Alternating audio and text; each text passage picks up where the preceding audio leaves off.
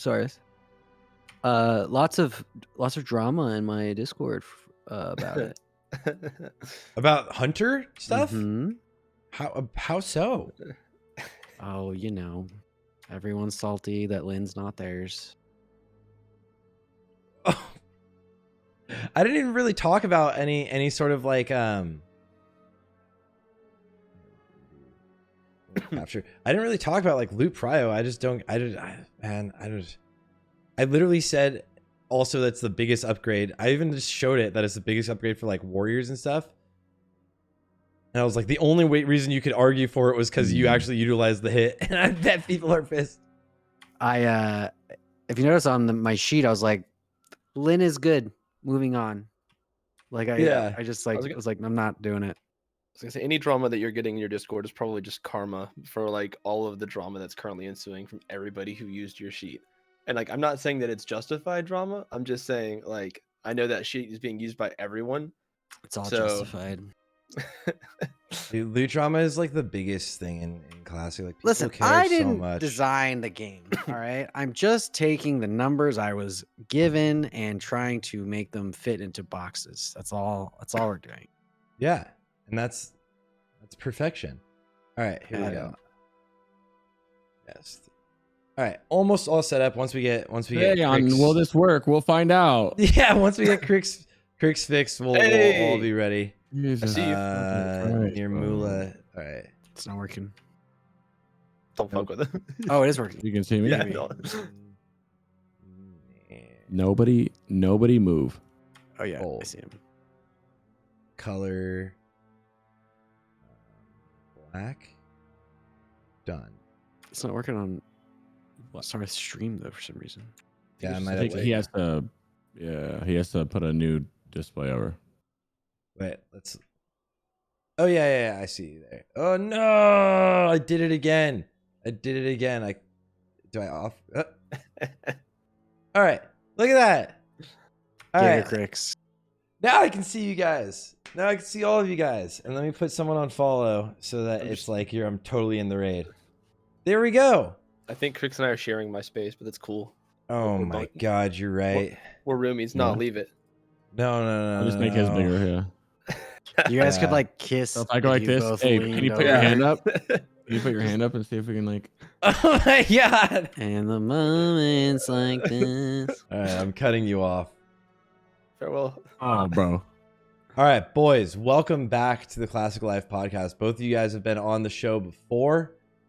We have Cosmophile and our boy Jordy, who's absolutely crushing the guides lately. So welcome. How's everyone doing today? Good. Just trying to finish everything up, tie up loose ends before tomorrow. Oh, I'm sure yeah. Is what all of us are trying to do. Which is exactly what everyone's trying to do, get prepared for Sunwell Plateau. Crix, how are you doing, brother? I saw that you now have a new rank 1. New rank 1 parse. Got lucky last night. Didn't have to move on Supremus like once. I kind of been just vibing. Had a hectic little real life stuff going on and just decided not to do Sunwell guides because of the timing and just vibing. I'm getting all my characters ready for Sunwell. I got 5 characters I'm trying to go in with. Yeah. Just hanging out. 5 characters you're actually going to go in with. 4 that are pretty much ready and 1 that I got to probably like another week. Jeez. Yeah. But I haven't decided if that's going to be the Hunter or the Paladin. It might be Hunter. What spec is your Paladin? It'd be Prot, but everybody's Prot right now, right? Literally everybody's a Paladin. If you go look anywhere, everyone's like, because it's like the hype of Lich King, you know? Yeah, Prot Paladin's so fun. Yeah, I actually played a Hunter. Okay, you're gonna flame me, but I played an Arcane Mage and a Hunter in original Lich King. So I kind of like went, and I had a lot of fun with Hunter. I had so much fun with the Hunter back in the day, and I was not playing obviously anywhere close to how you should be playing the game. So now that I'm like an adult and like sweaty, I'm just gonna be like, yeah, let's play this game. Let's play the game. Yeah, Hunter's interesting because it's like you get to play survival, and then it's like one of those spec games where you're not just playing the same spec. It's kind of hard to get bored, right? Might get bored of playing that spec, but you get to switch it up and stuff. So kind of cool. Yeah, Hunter is. Obviously, I'm in love with it, but I think it's also even more fun. Like how I'm hearing about it, I'm gonna go and test it out for Lich King very soon. But how I'm hearing about it is like even more fun because you're just like fucking not even just melee weaving, it's like trap weaving too. And Yeah, you that's just what. disengage Yeah. out and you're just like, yo, juice up. I'm pretty excited, man. I'm about like I'm gonna ride Sunwell out tomorrow, and then I have a slate of videos that I started actually doing today that'll be done this week, and then I'm gonna probably I'm gonna raid log pretty hard in TBC, and it's probably full swing into the next one. Yeah. Yeah. Wipe my hands with TBC here soon. Obviously, I'm gonna Yeah, still raid I log think, all my characters and go full GD and B mode and just bid it farewell. Yeah, I think a lot of people are kind of in that spot right now with BC of just like, I'm not sure what my guild's plan is yet. I think my goal is I want to get, a pretty quick pre-nerf kill. Won't be nearly as quick as y'all's, but like want to get our pre-nerf kill down, and then we've got a lot of people trying to figure out what they're playing in Wrath, and we're just like, please stop, just wait, let's get through this raid, and then we can focus. But everyone's just like full steam ahead looking into Wrath right now. Yeah. I think the Blizzard Hard not announcement to. Blizzard's announce of Wrath made it so that it like kind of overshadowed the Sunwell announce for sure, right? Big and then time. they rushed Sunwell out. They announced Sunwell after 2 days of the last reset had already been gone. So like speed runs for NA just got owned. EU also could get wrecked, and then like the only people that had a full reset no matter what was China. And I mean, they just dominated the Black Temple speedrun scene anyways. Yeah, Noobs was insane this phase, like without rival. Yeah, they're just fighting themselves right now. Yeah, they keep beating themselves. It's like, okay, no one's beaten your time from 2 months ago still. So They came in today when their main tanks, and shout out to my boy Big Thunder, and he was like, we failed, their horde run failed. He's like, we failed 52-40. I was like, bonkers. yeah, that's pretty rough run. Oh no, failed. That's like the second fastest. The only people faster is you. TNB maybe. It's like no one's even there's literally no guilds outside of China that are sub 55 minutes right now. It might have been changed this morning, but like, yeah. You think people are going to be doing speedruns now that the phase is new? Is Is it even interesting anymore? If the community difficult to get in bands exchange, behind right? it, if the community bands behind it and does runs, yes, but I really don't see it, right? Like everyone's focusing you on mean for Sunwell. BT or Sunwell? BT. Oh no, everybody Yeah. stops doing the last phase content Yeah. when the new one's out. The thing is, Sunwell speedruns, it's gonna be similar to like SSC, but even less so, because like Trash is probably less obtrusive. Ooh, and way more scarce. Yeah. So like Sunwell speedruns feel not like what we're gonna see for Trial of the Crusader, but like a mini version, like it's just now it's like get your gear parse. Maybe we're gonna see people speedrunning, but It'd be like who can kill the bosses the fastest. That'd be cool if it turned into a parsing thing, like a boss execution thing for the rest of the finish. I know Jordy's working on a video talking about phase 1 speedrunning with Cosmo. Cosmo, is doing most of the work right now, but yeah. And phase Phase 1 one for Lich speedrunning, phase 1 TBC speedrunning was like literally like kill a boss in 11 seconds, kill a boss in 9 seconds, But I didn't. Go ahead, Jordy. It's actually kind of an interesting phase from a history standpoint because of like how meme worthy it is, and it's fun to watch. Like watching 15 mages pyroblast on pole and then killing it in like 9 seconds is a lot of fun. I don't know. I think it'll be interesting, and then I mean, hopefully Cosmo can help me finish these before Wrath comes out, and we can roll into Wrath with some fun speedrun stuff. Yeah, it was really interesting for me because phase 1 of BC, I was making my raid group. Like we started from scratch in the pre-patch, so like we were like scrambling in phase 1. So I never even got to think about the game in that way. I didn't start becoming interested in speedrunning until tier 5. That's where I started like really watching, Jordy. Like I was watching a ton of fusion content, a ton of overclock, and like obviously like with Sarthe and Crix. And even then, like we're dad guild, so like speedrunning for us is like, hey, can we one night clear everything on a consistent basis?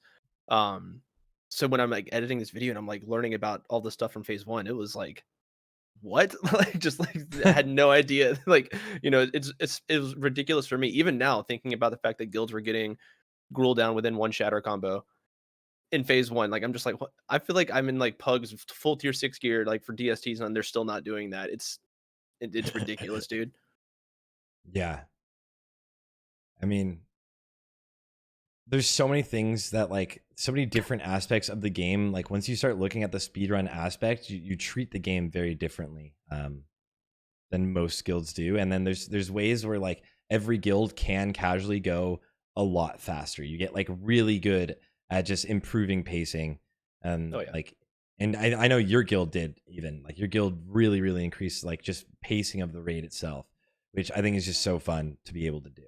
I mean, genuinely, it saved the phase for us because like burnout in phases 3 through 4 were like just like ridiculous. Like it was so hard to maintain people's interest. So like the only way, especially like with the loot luck that we had, that we couldn't even like go for parses because we just had no gear. So like we had to just try to optimize and go fast. That was the only way we could keep anybody interested, dude. Mm-hmm.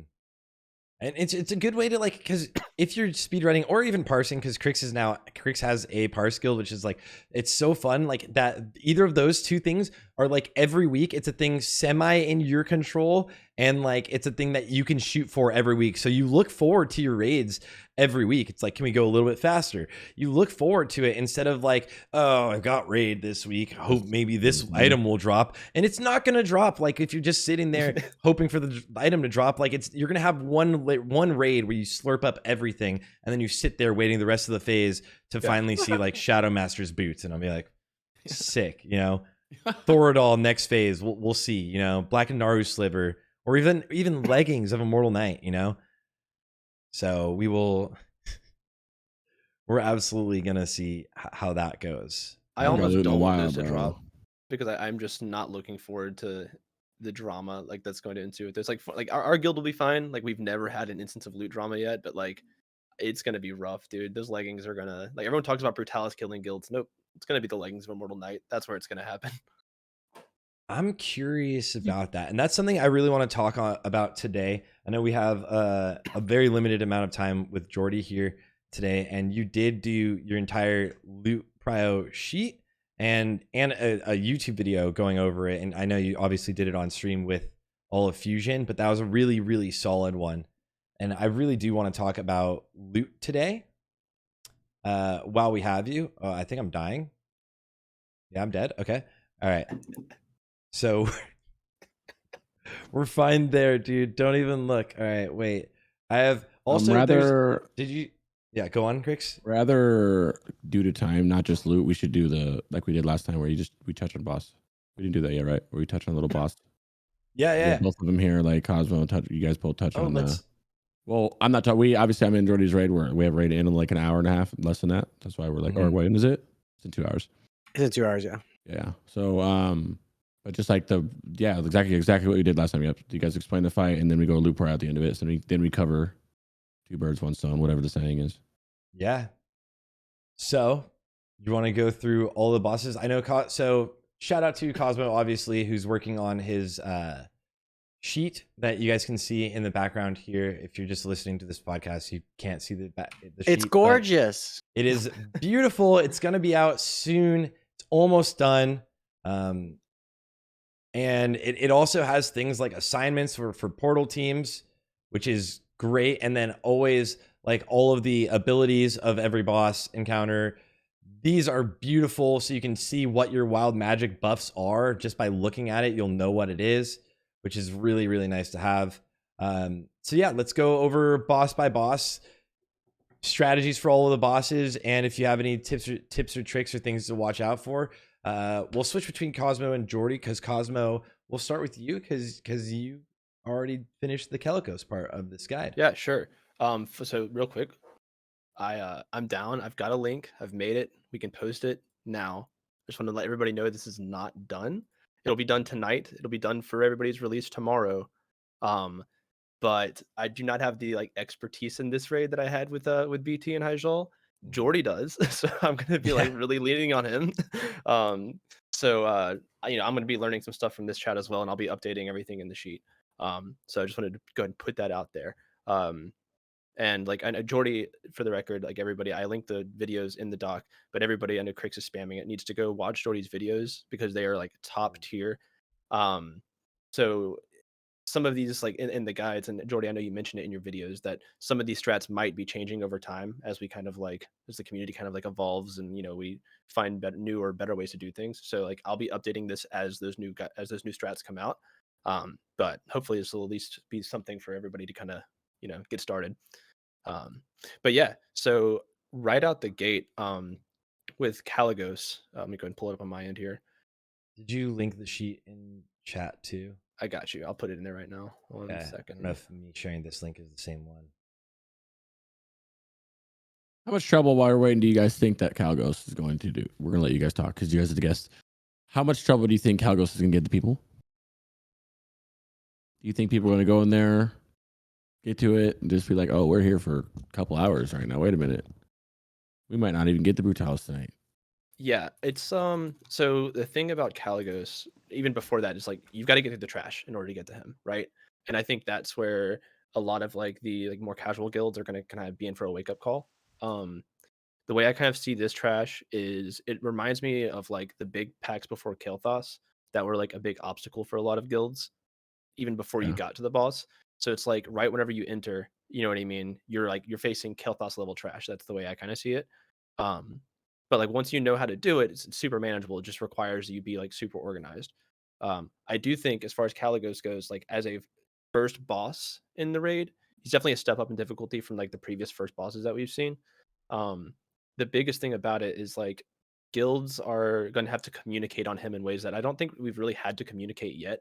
I think like maybe Vosh phase 2 is something similar where like you really need to keep comms open there. But even then, like there's just there's so much going on in Kalecgos. So I think it's just going to be all about like guilds are going to have to learn how to play a new way that they haven't really been forced to have to learn yet. But once you can do that, I think the boss will fall over with some practice. Yeah. Jordy, how do you feel about it as well? I mean, there's mechanics. Yay! You got to do the mechanics, man. Everyone needs to know what they're doing. That's gonna take a second for people to learn. You can't just like, it's not Gorfiend. It's not fucking Supremacist where he'll lose half the raid and still kill it. Like you need everybody to get in there. So it's gonna take like I saw a lot of guilds wiping on Kalecgos over and over and over again. And wiping on Kalecgos sucks because the trash respawns. It's gonna suck. That'll be demoralizing when the trash respawns. You have to clear all of it again. Once Kalecgos is dead, you have a free shot to Brutallus and Felmyst, so that'll be nice. But yeah, he's gonna take a second. I think the boss guy does a pretty good job of like laying out exactly how you need to structure your raid. This section, the portal section in particular, I think is really important to understand. And yeah, it's a fun fight though. I mean, we honestly haven't cleanly killed him. Like I think you do like one clean kill. Usually like half the raid is dead by the time he dies. It's not an easy fight. So really quickly, what about can you go, go ahead. Really quickly, can you go over like a brief overview of the fight for anyone who missed the Crix, do you want to do Kalecgos? You pump in. There's two phases. There's a normal phase and a spectral phase. You guys pump up here in the first phase until he ports a random person down, typically, and then you have 3 portal groups. Typically, whoever gets ported down, let's say it's me, I'm a warlock. That warlock group goes, or the mage group goes, or the hunter group goes, or whatever group that your raid leader has set up to the groups. There's a lot of ways to do portals. It's whatever the portals is. Once you guys get down to the portal, you got to defeat the guy in the bottom, but you got to kill him at the same time, pretty much. Nothing too crazy. It's just a portal thing's gonna really hurt people. Spreading out is so huge in phase 1. That's why I see so many people wiping, because people like they get out of so you get ported down. Say I get ported down. Oh shit, Crix is ported down. The warlocks go down, then all the warlock groups go down there, and there's already a healer down there and tank down there. You guys get it all situated out, and then we're blasting, and then after a certain time we get sent back up, And then it's when you get sent back up that people like black out and they don't move because they want to pump so hard, right?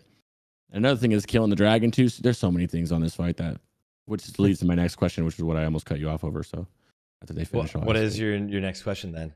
I was gonna say I want to get like 3 tips per boss as we go along. If you guys can think of them ahead of time. I know some like ARR or spread out stuff like that, but I want to get Jordy's perspective and Cosmo's perspective, especially largely because Cosmo's a tank, and if you got some tanking tips, that'd be pretty huge. You know, sure. Jordy's a healer, some healing tips would be huge. I'm a caster. You got physical DPS, anything, and in chat too, you guys as well, because once again, this is going on YouTube. We write this stuff down, so any kind of tips as we go along these bosses, just kind of still chill out. And the first thing I'll speak on is Arcane Res. I get asked a lot. What do you guys think about Arcane Res? I know that, Jordy, you're having us wear Arcane Res for Raid. I know Mutiny, my other guild, is having us wear about 120, 150 Arcane Res. Speak on Arcane Res. Yeah, I think we're going to ask everyone to wear at least 2 pieces. The cloak is like hard required because it's 47 right there with the enchant on it. And then like the JC neck's really nice because you can use the on use. If you're portal 3 or portal 4 and you're taking massive stacks and the damage is ramping, you can pop those in your group to help mitigate a lot of the damage.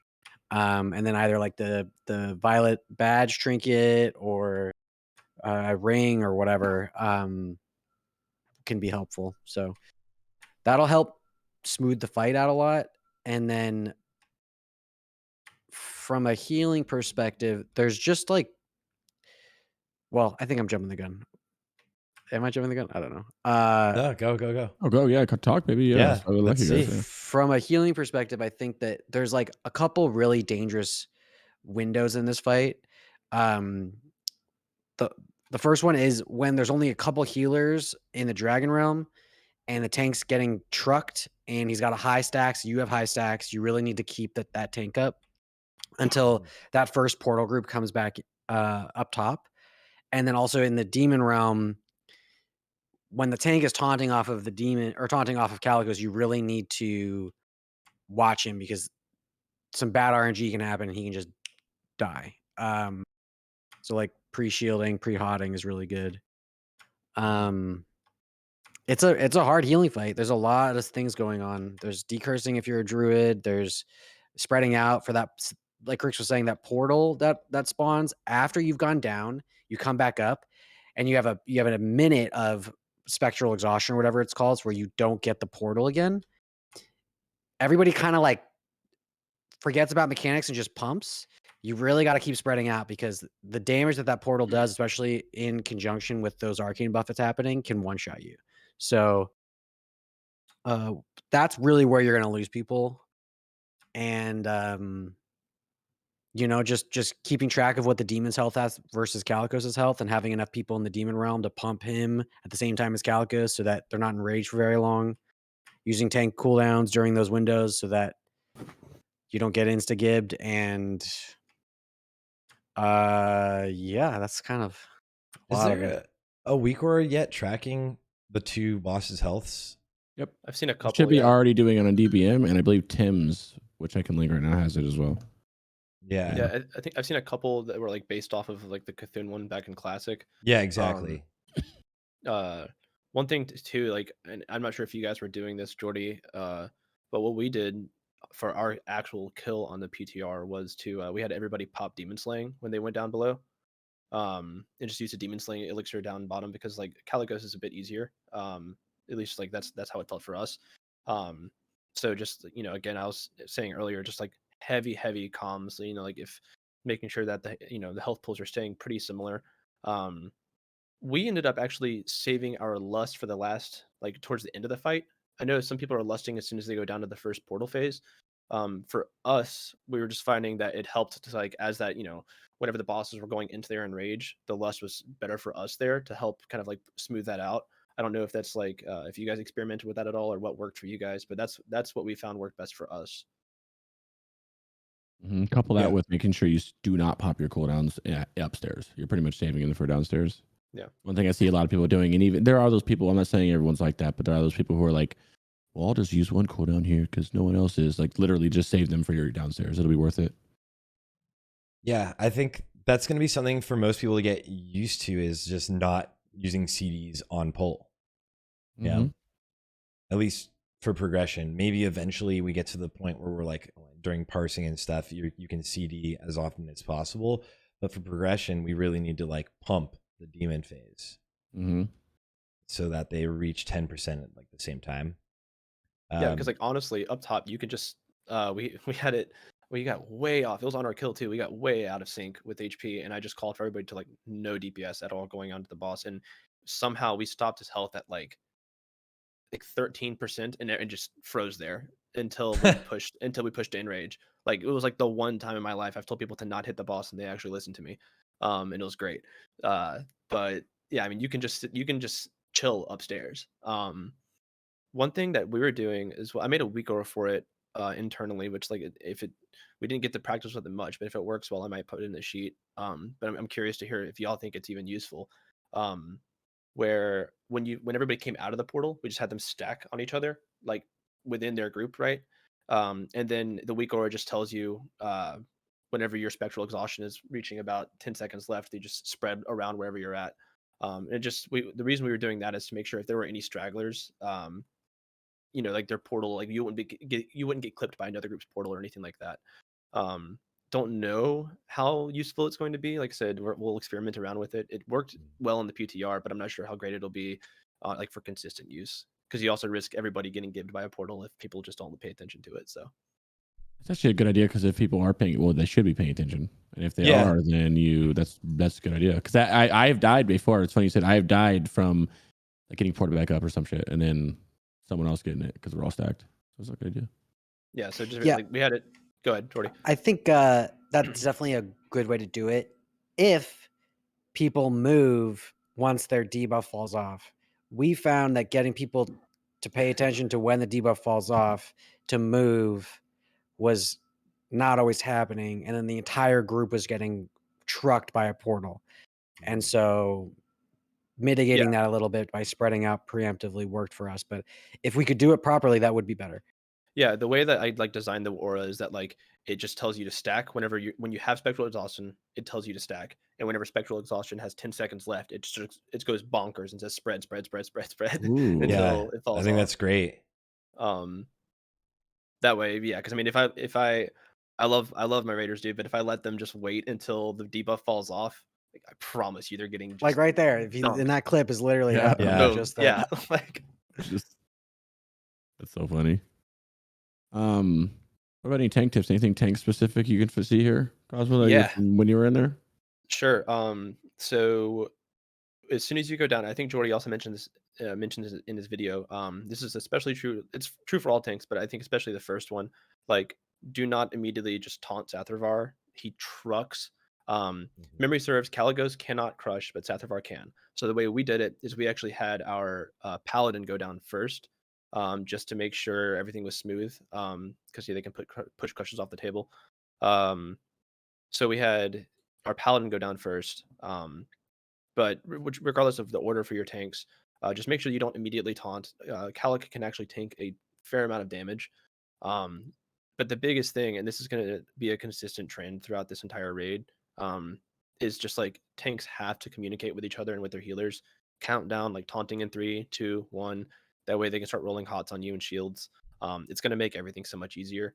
So the biggest thing is that also using iron shields, you're probably fine to iron shield whenever you're tanking Sarthe.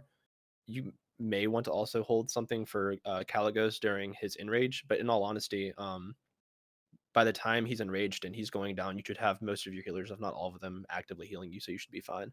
But don't be afraid to pop CDs down below. It's totally fine. Yeah. And like you mentioned, just be prepared to get pre-healed, because then so he doesn't instantly clap a tank. I'm sure a lot of guilds are gonna wipe there to that just happening whenever the tank actually does the taunts, is just like instantly just goes down. But if you can recover there, I mean, are you seeing a lot of people in your guys' run, seeing a lot of people dying up top ever? I mean, it's like a static, you know what damage is coming, but obviously you can run into other people's portals hitting you around the same time. Yeah, most of our wipes were honestly from tank deaths, but that came from just poor communication with tanks and heals and the rotation that we were doing with them. Once we smoothed that out and like we were, making sure that they had ample space and comms to communicate, which means everybody else has to be quiet. Once we were able to kind of figure out that flow, it was honestly a solved problem at that point. But yeah, most of the deaths, I think, Cricks like hit the nail on the head, are up top, just not paying attention and then just getting absolutely dunked on by a portal. That'll kill a lot of people. Also, I don't know if we've touched on decurses yet, but like figuring out the cadence for decurse. We were waiting until about 15 seconds left on the debuff before we started decursing, unless we knew that the target was going to die for some reason. But early attempts, we were just like way too trigger happy with decurses, and it led to a lot of issues. Yeah. Can we post this in chat, Cosmo? Yeah, go for it. I put it in the in Discord. It's a tiny URL. That way, it's not some. Oh, I didn't want to open up the Discord in case I just linked it. Okay, perfect. Boom. Thank you. Yeah, I don't I'll want to just mess say up that, the open the floodgates. I would just make sure Warlocks put Cursor Wreck back up. Cursor Wreck falls off a lot downstairs because that's you a good get one. Portal right away and then you put it up and then you guys get Portal back up. You're down there for a while and you can kind of not pay attention to it. And just a typical pay attention to your curse, but really actually think about, okay, I'm not going to be down here for 60 seconds or I'm not going to be down here for however long. Boom. Do you find that debuffs, I mean, obviously debuffs are going to be a massive thing as you move down because you want to be pumping more damage and debuffs are ridiculous. But do you find that especially as a Warlock, if Curse of Wreck, you're back in there in time to keep it up the whole time, so you don't need to reassign someone. Do you generally, have you been sending in Warlocks or like debuffers down in the first phase to make sure that all debuffs are up on the boss the entire time down below on Sarthe? No, we just go down there. Unless Jordy changes it, but right now we just go down there whenever our portal comes up. When I didn't think of that, and I might do that now because that's kind of yeah. I think that's probably an optimization that you could do long term. Short term, just clean. Like damage is not going to be an issue. Just do a clean run, and getting all those Warlocks and their Shaman down. Yeah, because then you have one Warlock out of comp just to put up a curse. Yeah, yeah, that's a good point. And also it's random, right? Which group gets picked, So yeah, I think you're right, Jordy. It's probably a bit more trouble than it's worth.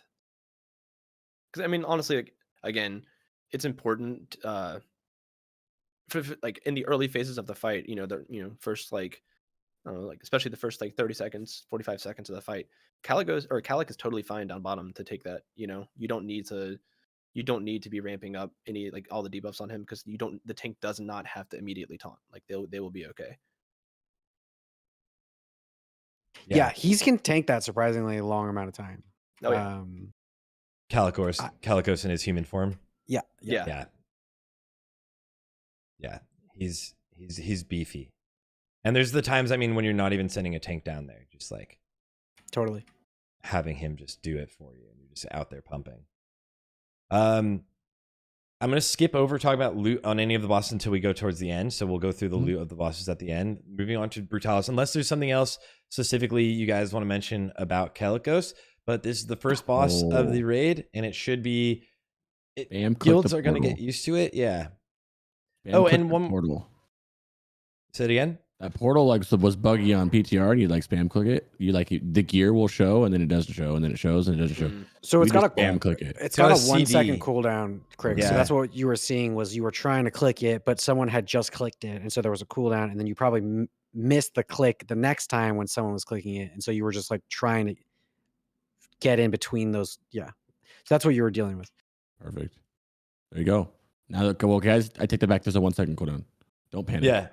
So you don't have to spam click it, and you can see people moving forward for it and going to it and stuff. So don't be worried. Spam click it, but yeah, get down there. Yeah, do your best. But yeah, don't for the love of God, don't clutter comms with it's not working. Just click it. Yeah, that's not helpful. That would be terrible. It reminds me of back in Mag when people would why isn't the cube working? And then Blast Nova kills everyone because you've already clicked it. Yeah. Oh man. I keep clicking it. Yeah. That was so funny how many people messed that up. I've always tanked that fight, and we never did the super cool strat, so I never had to click. And like 2 weeks ago, I was in a GDKP and I had to click and I messed it up, and I got absolutely roasted by everyone. They were like, "Never mind." They're like, "No, it's cool. Like, don't make the guide. We don't need it. Like, you clearly like they were just like, why would we listen to this guy?" I got Did you roasted auto for it, attack dude. through it, or what did you Yeah, do? yeah, Yep. it was bad. Yeah. Hunters, that was like the biggest thing for like hunters in phase 1. It was like, dude, please just press escape. Stop targeting the boss. Yeah. I don't want you to just auto shoot while you're clicking this and just fucking wrecking everybody. Oh. Yeah. But times. okay. Kalecgos, boom, slapped. Once you guys beast through that boss, we move directly to Brutallus, which is probably going to be the first like barrier to entry to the raid, but it's kind of not the most complex fight. I'll let either who wants to take the reins on this one. Crix, you can start this one, and then we'll go to Jordan, and then we'll go to Cosmophile. And Crix is muted. I want to hear the tank's perspective because that's where it's come from. I got a boring job. That's true. That's so true. As right there. DPS, you're just like that chilling. diagram you see tells you everything. You guys stand in green until you get a burn, then you run into the burn zone, and that is the whole fight. There you go. That's all I know. What about you, Cosmo? How's this feel as a tank, Daddy? Pain. He hits, dude. I ended up going. This is actually like looking ahead to this. You guys remember diehard Prot Warrior this entire time. I'm a bear now. I had to do it. But yeah, I mean, he hits super hard. Again, I know I'm sounding like a broken record here, but like the biggest thing on this boss from my perspective for a tank is just communication. Obviously, like at this point, you should know like how to. If you're a class that uses active mitigation, you should know how to be doing that optimally. But across the board, it's all about communication, counting down like when you're going to be taunting, making sure healers are ready to heal you. The tricky part here, everyone talks a lot about the meteor slash, but one thing I've been really reiterating with my other tank here is stomp, and making sure that we're like being really really efficient on stomps. So what it comes down to is like make sure that you've got boss mods or weak orders or whatever to be tracking these things in their cast times. I'm pretty sure I had limited time to test Brutallus, so you guys, Jordy, you may know better than I do. These are on a strict timer, right? It's not like the cooldown's off. He can use it any second now. He's going to stomp as soon as the timer says he's stomping. That's what it seemed like on our end, at least. I think there's a couple seconds wiggle room, but for the most Okay. part, you can rely on it. Yeah, it's one of those fights where things eventually line up really shittily, and you just have to hold your butt and hope that you don't get two shot. It's a fun fight. When it's just like it's constant pressure, you know what I mean? And then when he finally goes down, it's such a relief because you're just trying to keep that tank up nonstop. Our strategy is flip 90 degrees from the way Cosmo has it, but this is a totally fine way to do it too. There's no difference other than just 90 degrees. And yeah. Keep that fucking tank up, man. And then pre-shield and pre-hot the next tank so that there's a bit of a buffer as you're starting to ramp up heals on them when the swamp is happening. This is really going to be a fight where your tanks just need to understand how to do him. That once they understand how to line up their cooldowns and when to taunt and when not to taunt and all that, it'll be a kill pretty quickly after that. So yeah. Can you briefly explain the tank mechanics? When to taunt for which meteor slash, and if not waiting for taunts for stomps and whatnot. For anyone that doesn't know the boss encounter itself. Yeah, sure. Okay, go ahead. All right, cool. So basically, regardless of like the orientation you have, like Jordy was saying, they rotate theirs. I think you guys do 90 degrees counterclockwise. Yeah, you can see it in the background. Yeah. So basically, you've got this like triangle or V shape of players behind each tank, and they're there to soak the meteor slash that goes out from Brutallus. He does it on the tank, and it affects in like a conal shape. and it applies Meteor Slash to everybody, and increases its stacks up to. You want to taunt the other tank wants to taunt and have their group hit by Meteor Slash after 3 stacks. But in between that, that's simple enough. But during that process, he's also going to be casting Stomp on the tank. It applies a 50% armor reduction and does a pretty significant amount of damage. So along the way, it's just a matter of like, again, tanks just need to kind of communicate. You take up to 3 slashes, and then the other tank will taunt off of you. But in between that, again, it's just a matter of like managing your cooldowns, making sure, like you're talking to healers and saying, okay, like I'm going to need like even bigger heals going out now. Specifically call for pre-shields as you're about to take a stomp and whatnot. But it really just kind of comes down to comms. Jordy, did you guys ever play around? I've seen some people using you've got 3 tanks in your raid, having a third tank kind of sitting out just ready to like taunt and soak a stomp if it was going to be really poorly timed. It's just like an oh shit button. You can do that. We didn't bother, but it's doable. It's an extra complicating factor that I'm not sure is worth it if you can just keep the tank up. Yeah.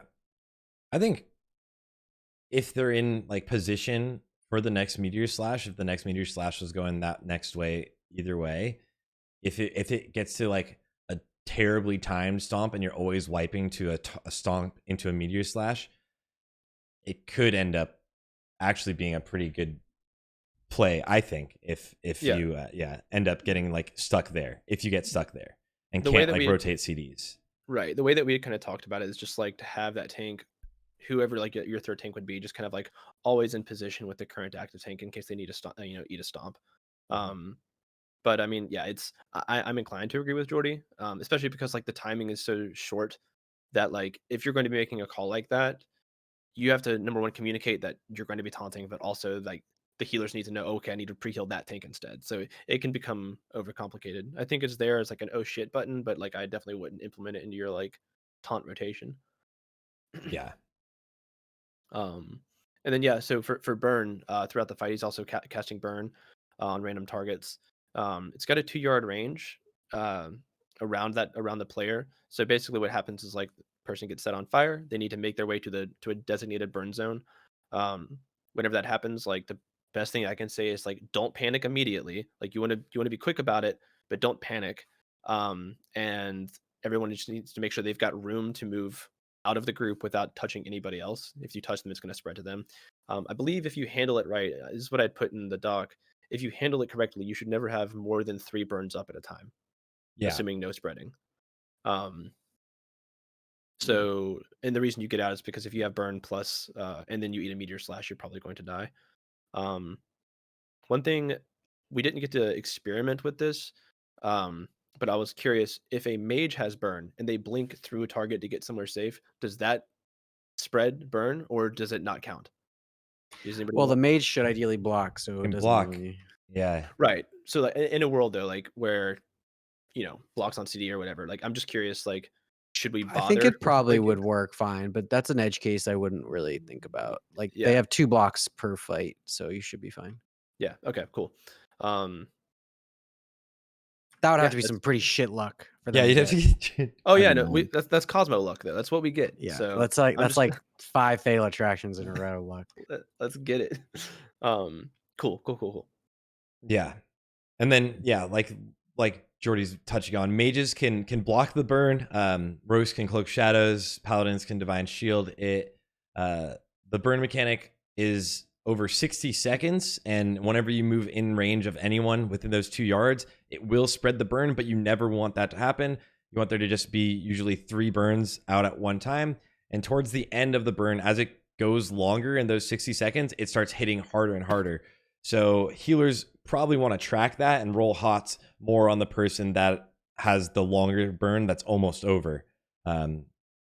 Which is, I'm not sure if you are just doing that mentally, Jordy, as a healer, or like specifically watching like a weak or something that's tracking when someone got a burn and if it's almost off or anything. Yeah, I have a ramping raid frame outline weak aura that gets progressively faster the closer it is to expiring, and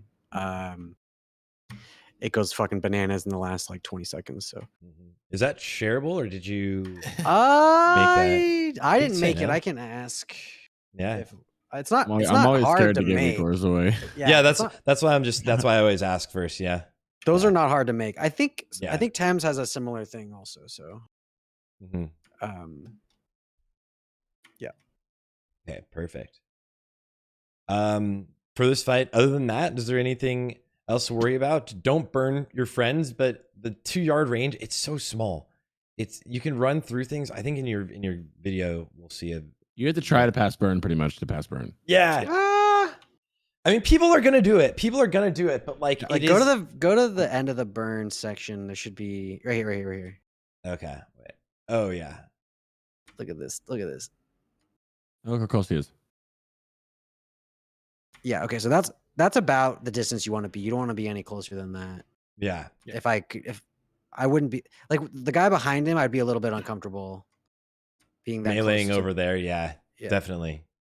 And and you can see where we are. Like that's a pretty good spot for healers, especially. He doesn't cleave, so you can be right up in his nuts, and it's really good because you can heal the other side. And he can burn tanks, but Stomp takes the burn away, right? Is it Stomp that clears burn? Yeah. Yep. Yeah. So if a tank does have burn, Stomp will clear the burn, but it could add up to the tank taking quite a bit of damage. Tanks, he does not parry haste. Parry haste. No parry haste, no crush. No crush. So this is a boss where you're not worried about being in any sort of position, although melee can just be kind of towards the side already, designated, as well as still in that like 2-yard plus spread. So you don't just instantly all take a huge flyer. Because if you all get flamed, I mean, usually the deaths on this fight are almost always to tank deaths.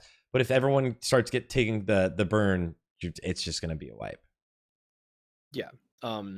If you want on the sheet, you can show the Brutallus assignments page. It's something that we ended up using on our end.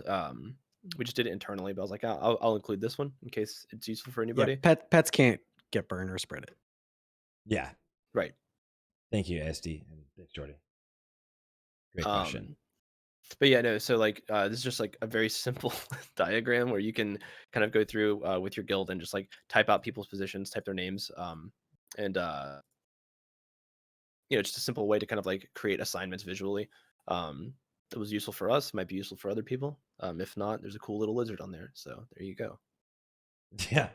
There you go. All right, go on, Grix. Just like the last boss, if you can think of any more tips to throw in there. I was trying to think of some why you did it.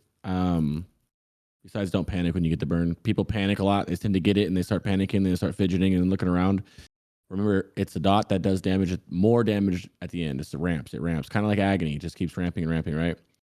Virtually does no damage in the beginning. You don't need to panic. If you're stuck in a position and you have nowhere to go, you also need to make sure that your party members know that like you need to have a way out. Like if you guys are standing next to each other and you get burned and no one gives you a way out, then like, you got to let them get to the burn spot. Like you need to be like, hey, be vocal. This is one of those fights like you've heard Cosmo say. The whole place is not just this fight. The whole raid is. You need to be very vocal. Like, hey, move out of the way. Like I need to go. But also you do the same thing the whole time you're playing. If you see a burn, don't be an asshole because you want to keep spamming. Make sure you move out of the way and let them get out and go to the burn spot. Which couples back to the healers. Like they said, it's a dot at the end. It does the most damage. Watch the ramp up. Make sure you get everything on them. Yeah, there's that last 10 seconds is gnarly. And if you have a meteor slash going into the end of that burn, you're gonna die. So. Yep, and that's another thing. Make sure you're not eating. Make sure you don't.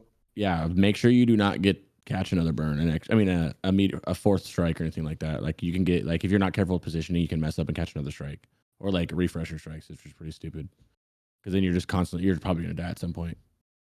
Also, Warlock's tap when the boss is tanked on the other side, so then you get to tap the full when he's facing the other way, so then you get all your mana back, and then you don't have to live tap when you're getting 2-3 strikes. Great tip. Yeah. And as a pally tank, you're just healing, right? Helping out, tossing your heal set, keep Judgment of Wisdom up. I mean, you've got Rets, so this is one of those fights that was pretty close to the end range timer a lot of the times. So like you do need all the DPS you can get, but if you can if you have a heal button and you know people need it, this is one of those fights where you can save someone's life if you just like do the quick little couple casts on somebody. If you see a burn and someone's going down, healer man is low, you can save your raid by actually clicking up just a couple heals on it. You know what I mean? I know it sucks because you want to blast, but at the end of the day, it is what it is, right? Yeah, it's a good call. And also save I would save all your defenses, whatever you have. If you have defensives, hellstones, even a potion, a health potion. If you catch a burn and your cooldowns just came up, or if you got a burn and it's coming up soon, I know it kind of sucks, but you can kind of look at the healer mana and like kind of look around, like, you know what, I'm gonna use a health potion. If not, whatever. But save your hellstones and stuff for the back end of the burn as well. Yeah, the last 10 seconds, if you can use it in that window, you can save your own life a lot of the time. Yeah. All right, that's all I had to say. Yeah, I think this is a fight, this is one of those interesting fights where historically it's always been seen as like the biggest DPS check. And it in a lot of ways it still is a huge DPS check. But I think with like modern numbers and all that stuff, like if your guild's like getting to Brutallus, like I think it's safe to say that a lot of guilds are gonna have the numbers. So like yeah, what Crick is saying, like don't be afraid to like use a health potion instead, like do what you need to do in order to like stay alive. 0 DPS is, dead DPS is 0 DPS, so like avoid dying. Yeah, and if you don't have to take more heals away from a tank, I mean, you shouldn't anyways because of the assignments, but most deaths on this fight are probably going to be tank dying. Most wipes are probably going to be tank dying. So communicating on those taunts is pretty huge, and also watching for those stomps going into a meteor slash. All right, Felmyst, the chillest of the fights.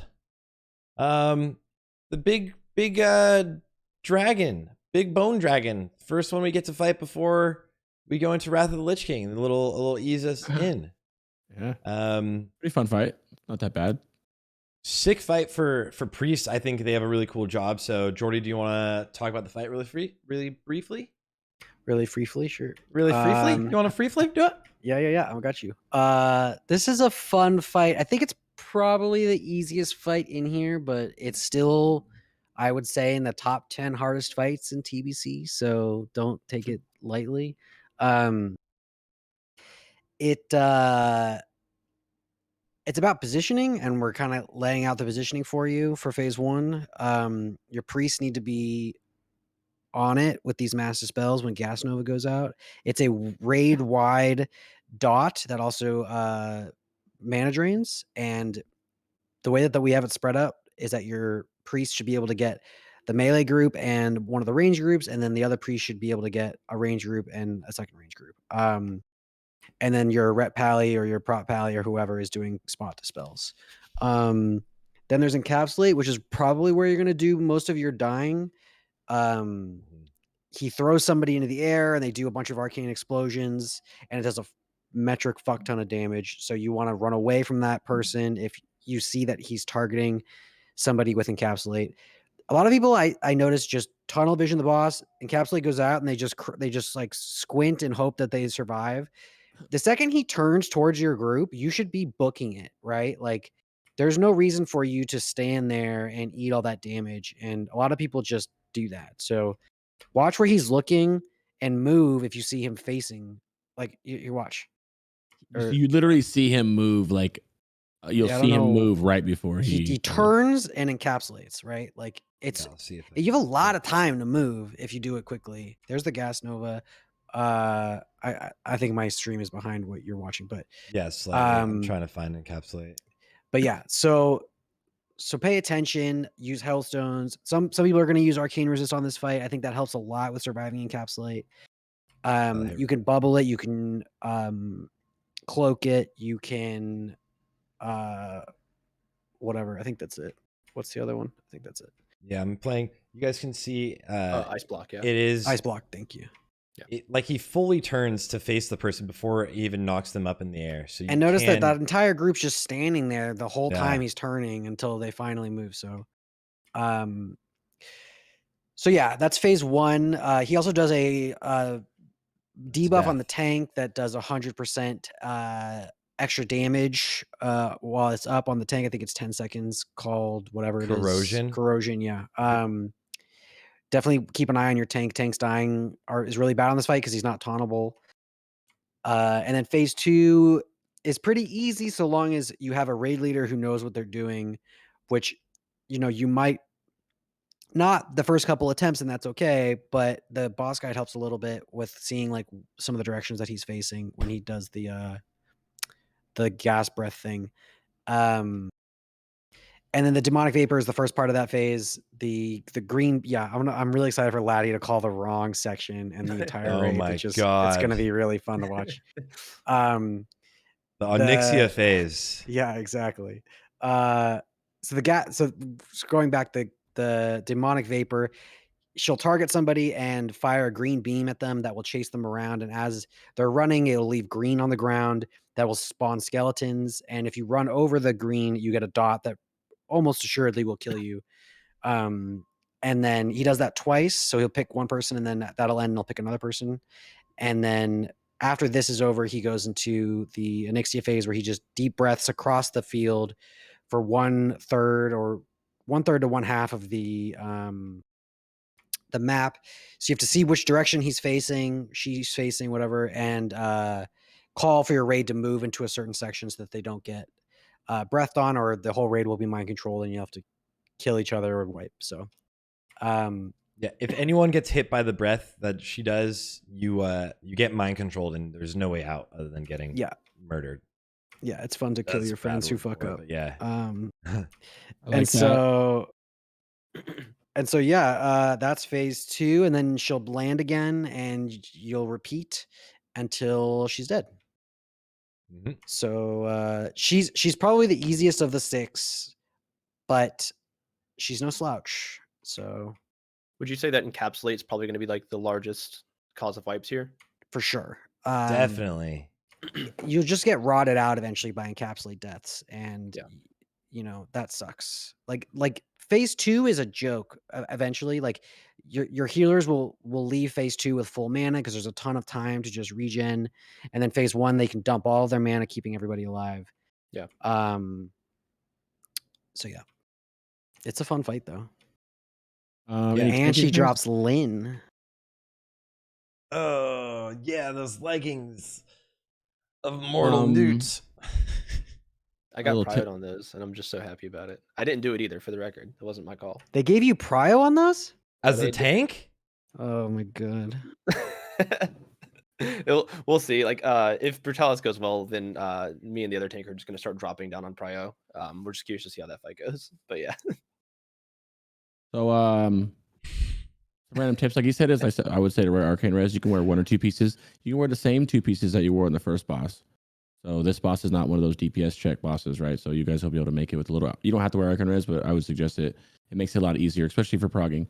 Stack tight together in your groups. Obviously, you guys are gonna have, like Jordy said, you need to be able to. It's really tight on the master spells, and you need to be able to get 2 groups on each of those priests. Make sure you guys are remembering that and stacking, especially when you come back in from phase 2 back into phase 1. You guys need to. You don't have markers unless you guys use flares or whatever. So like you can't really envision where some people have trouble envisioning where the group was.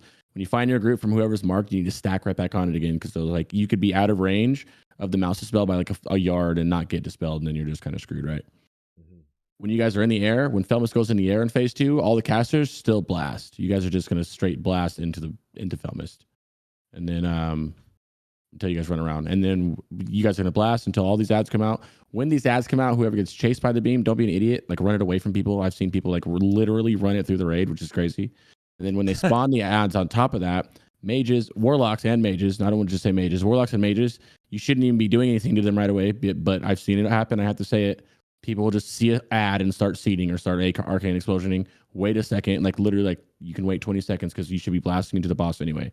The more damage you have on a boss, the faster the boss dies. It's a tight fight. You'll be okay. And then because of that threat issues, usually warlocks will have be completely threat capped coming back down. For that reason, you just need to shatter. So you do not want to shatter.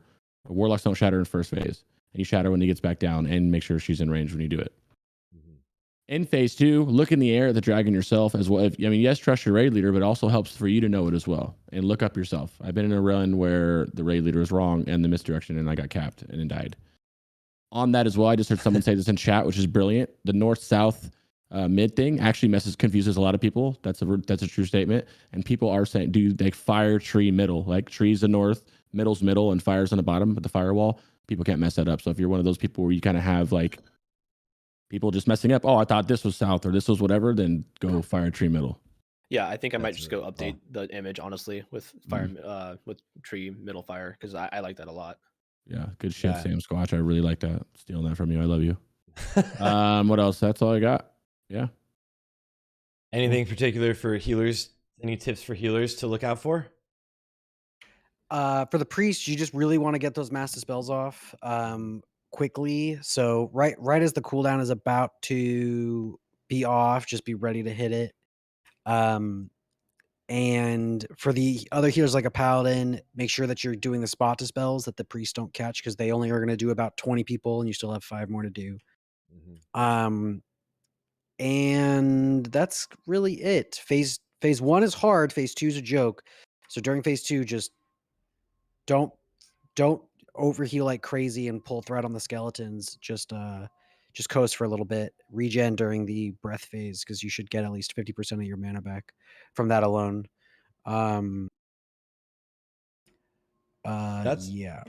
That's Also actually something you kind of mentioned in our last podcast with you, Jordy. But like, one thing that I know you guys did over in Fusion and when we were doing the runs, especially helpful for Muru, but talent into threat reduction that you usually don't, just to make sure you don't over aggro on certain ad encounters. And this phase can be one of those. Obviously, Muru is like significantly more important for that. But yeah, I wouldn't worry too much about it for Felmyst. The skeletons don't hit very hard, even if you get slapped a couple times. It's the Muru where you'll like those talents. I think 3 out of 5 for the threat reduction for the priest at least is probably the way to go. So you just Also drop Imp Fort and the Shadow Priest starts buffing for you. Thanks, Shadow Priests. Appreciate you. And priest, holy priest, finesse I like to, especially on this fight or Muru, both of them is if I'm circling or whatever, which is huge threat. You have fade, obviously you know what fade is, garbage, but to still do it. And then when you have pull skeletons, I just position the consecrate between me. By the time they run through consecrate, they'll rip the aggro off you. Then you're kind of good. If you're just sitting there circling, or if you see a pack of ads coming out, like on Muru, when we get there, the berserker ad, like if you see where they're spawning, don't circle right there. Like move away from them and then start circling. So you don't have to act. If you do pull aggro, you don't pull it right away and they have time to taunt. It's good, yeah. Yeah. And one last time to mention, you did say threat reduction doesn't happen while the boss is in the air, so you're still building threat. So warlocks, make sure you're aware of that. I mean, mages, if you guys got screwed on threat, if mages ever have issues with threat, I guess you can invis, you know? Yeah, mages are fine. Hunters are chilling also with Feign. So just don't tap early. As for tanks, are there anything specific? There is a cleave mechanic. It's not really that intimidating because your tank's by himself, often in his little corner. And your paladin tanks are picking up, well, I guess everyone's kind of working on picking up all the little ads as they come out. So there's not really too much to deal with other than the corrosion. But you don't swap tanks at all. You just hold the main tank and heal through. Yep. Easy. Yeah. All right, guys, move away from the encapsulate and you'll kill the boss. That's like it. Like so many people are gonna die to it because people just move slow. This raid is one of the raids where a lot of raid callouts are gonna be huge. Look at these beautiful images of the Erodar Twins as we move forward to the Erodar Twins. By the way, guys, this guide is a work in progress. It's all being finished up. Shout out to our boy Cosmo who's doing this, and Jordy did finish releasing the final guide today for Sunwell, so everyone should watch all of. Okay, plenty of time, Give lots of buffer. Lots of buffer. They only pulled the release up earlier by a week than we thought, and I still finished. There we go. Now I feel worse about it. No, Blizzard. I remember Push I this was out I was fast. down there in LA with you guys eating dinner, and they didn't really announce it, remember? And then Yeah. the next morning, and I was We like, literally I was like, have fun, Jordy. We were also like, are you gonna get them done? He's like, I don't know, maybe. I'm really busy with work and stuff. I'll definitely get them done, but it's gonna take a while. And then the next day they're like, oh, by the way, it's actually releasing in 5 days or 6 days. And it's like, oh my god. Yeah, I haven't. There were a couple nights where I didn't sleep a whole lot, which is fine. Yeah, well, I think the WoW community thanks you. You're putting out the best guide, so really incredible job. Absolutely. Thanks, moving on to Erodar Twins. This is the first, I want to say the first semi-hard fight mainly because the conflagration mechanic can just kill your raid if you don't deal with it well. I know This is the Sarthe one-shot fight, right? Yeah, I one-shot this fight on my first attempt without even looking up the strategies. So it's really honestly, I think it's out loud. So I mean, I did. So there is that, guys. The first thing I want to ask about this fight from you guys, well, not ask because I have my own perspective as well, is I get asked all the time, what do you guys think about the Warlock tank versus the Prop Paladin tanking? I, for one, am on the side of the Prop Paladin because I think it's wiser and I think the Warlock should be able to blast. However, a lot of people, understandably, think it's safer to run a Warlock. So obviously, Jordy, we're running a Warlock. A lot of people are running a Warlock right away, but what are your guys' thoughts on that? Yeah, I mean, I'm thinking we're gonna probably try Warlock first. My main reason for that is just honestly of if I can turn my Paladin into like a half a healer, and still get the fight killed, I'm probably gonna make the safe play there. That's my mentality on it, is just trying to like just squeeze a little bit extra out of that. Yeah, and that's basically all I've got to really say on it. We're gonna try that first, see how I feel about it. And if we need to swap to Paladin tank instead, then we will. yeah, I think that's exactly our thought as well, Crix, right? Is like the first couple weeks, we're absolutely going to switch to the Paladin tanking long term, but the first couple weeks, I think having that extra half healer, when I think this is the single most healing intense HPS requirement fight in the instance, and so having that extra half healer for 90 seconds to 2 minutes is great. DPS is not going to be your issue. It's just going to be making sure everyone stays alive. So once that's done and the Warlock can tank just fine doing that, you'll get through it. Phase 1 is a mess. Like 75% phase 1 to the first one dead is a mess. And so just keeping people alive, you'll win. That's what really like all of the most healing intensive and most things go wrong is during the phase 1. While everything's kind of going on, everyone's taking a ton of damage on all ends, and the conflags are going out, right? Yeah.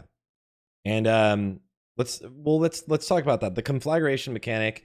It is obviously, I mentioned it earlier as the kind of raid wipe. This boss fight in general, you kill there's 2 twins. You kill one first, and then the second one you don't need to kill them at the same time. Once you kill the shadow one, which is what generally is most people are doing, the fire one gains the shadow one's unique ability, so it no longer has the conflagration mechanic that you need to deal with. You can see it in the background now, but it is a 3.5 second cast on a random target, and it inflicts a ton of damage. It can't be targeted on the shadow one's tank, correct? What, the conflag? Conflag will not target the tank, but it will target the second tank. Yeah, okay. Which I think I misspoke about in my guide. And I meant to update it, but yeah. Yeah, so whoever currently has the aggro of the second mob will take the conflagration, and the conflag basically it'll disorient you. It shoots like the little bolt from the boss at you after the 3.5 seconds, and it'll disorient you and hit any nearby allies, and it'll do a ton of damage. 16,000. This will wipe your raid. Like, everyone's going to die if multiple people get hit by it. You'll just die. If one person gets hit, you can heal through. You can PvP trinket it, although not necessarily the best use of the PvP trinket. We'll mention that in the tips at the end. And there's a couple other ways that you can kind of get around it. I wasn't able to test. Can you vanish and feign it as it's cast? You can, but you shouldn't. Will it recast on someone else? No, because what if it resists? True. Yeah.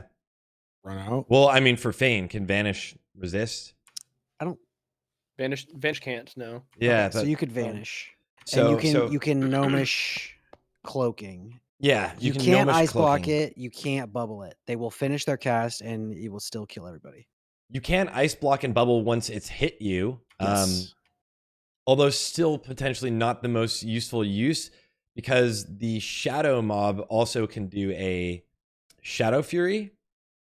Lady Sacrolash can do a Shadow Fury, which will stun you, which will stone you. I don't know. That if is you can an talk it. amazing question, Sam Squatch, and I think that will Holy definitely. shit, that's a good I question. think that's what's going to happen. Honestly, if we can, I think Blizzard fixes tonks, because we just found out like a month ago that you could tonk Archimond, right? To Archimond's knockup, you can steam tonk that fully, right? Or I mean, maybe it was just like popularized about a month ago. Oh, yeah.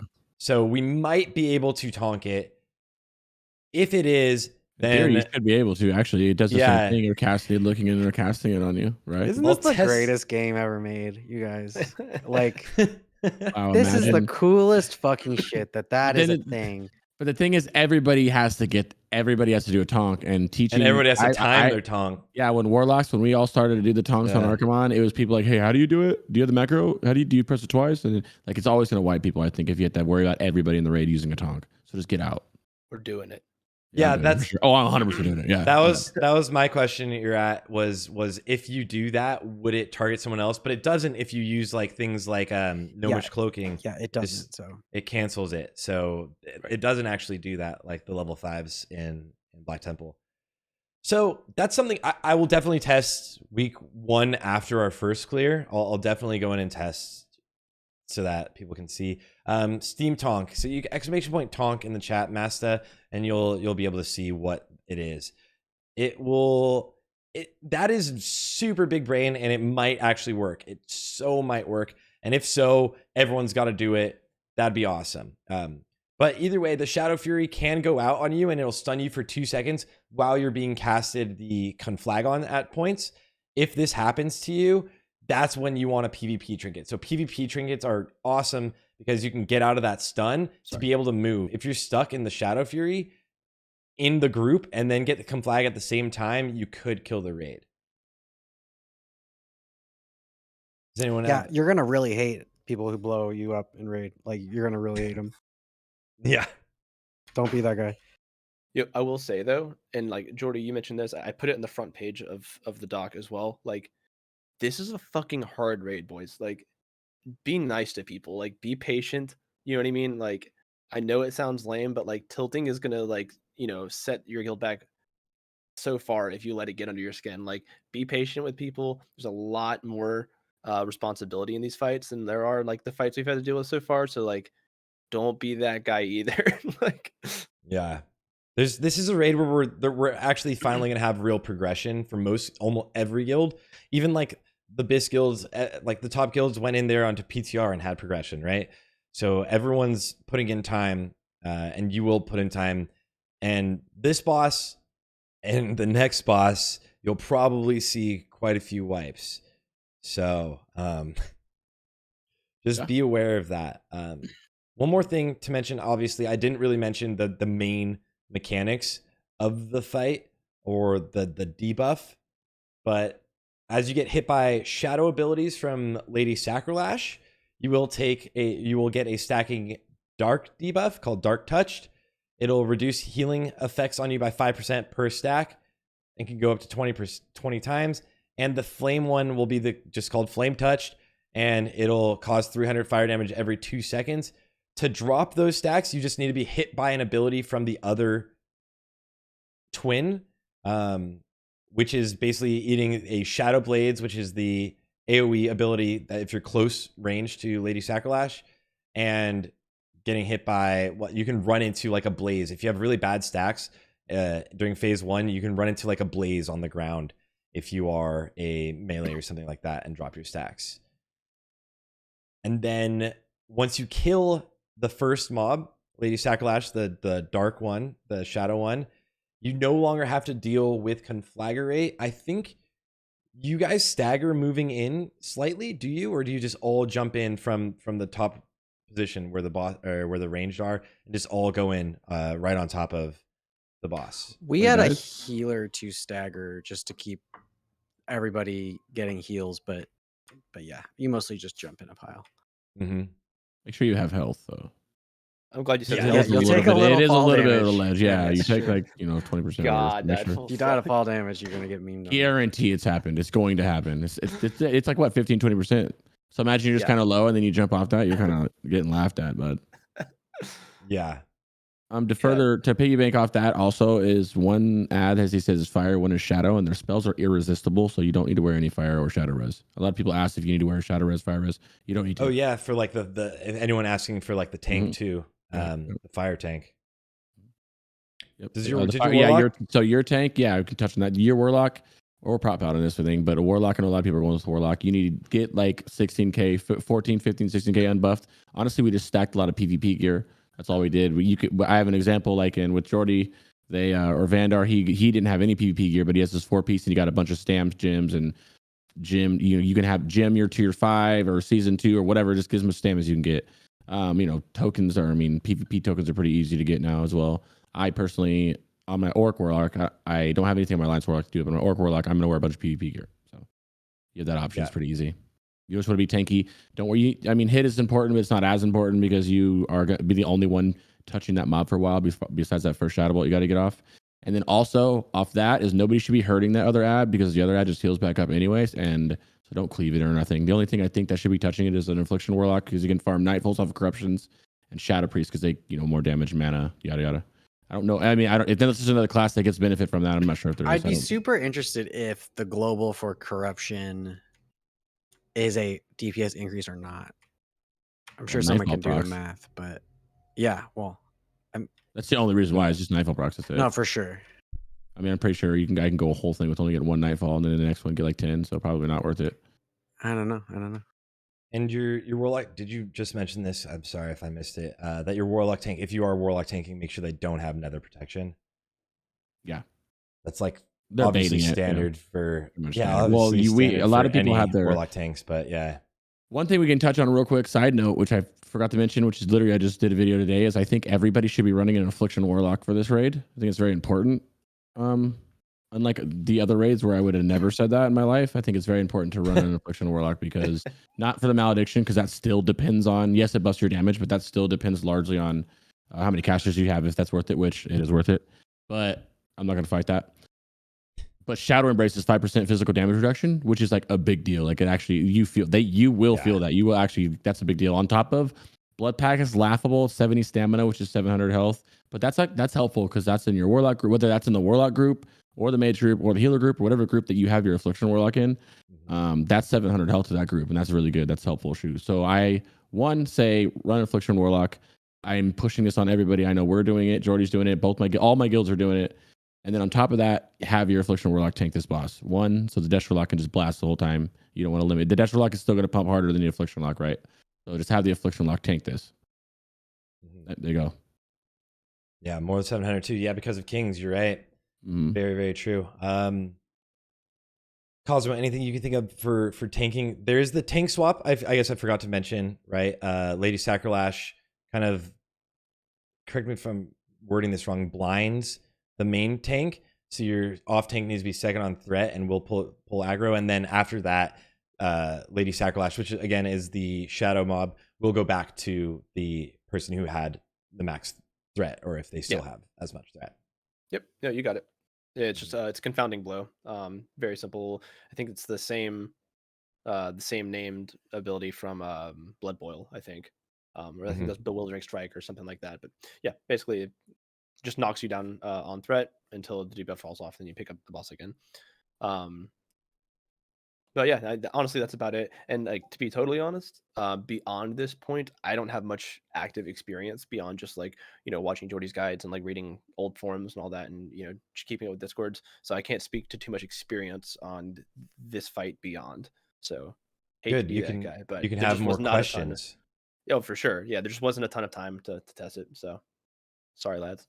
No, totally understandable. And you can have the questions from the tank POV. Jordy has a lot of experience in here, and he's seen all angles. And again, guys, if you haven't checked out his YouTube videos for these are absolutely amazing. And he's going to be he's been doing like great work. Anything else to mention on this boss? I guess phase 2, to know for phase 2, everyone jumps down, goes and kind of stacks up on the butt of the fire boss, Grand Warlock Alethes. And then whenever the Shadow Nova is going out, the Warlock tank, here, let me move to it in the video. The Warlock tank is going to want to kind of run in and eat the damage of the Shadow Nova so that they don't, or so that they drop their flame stacks, but don't get too close to the boss within melee range because the boss can randomly melee you.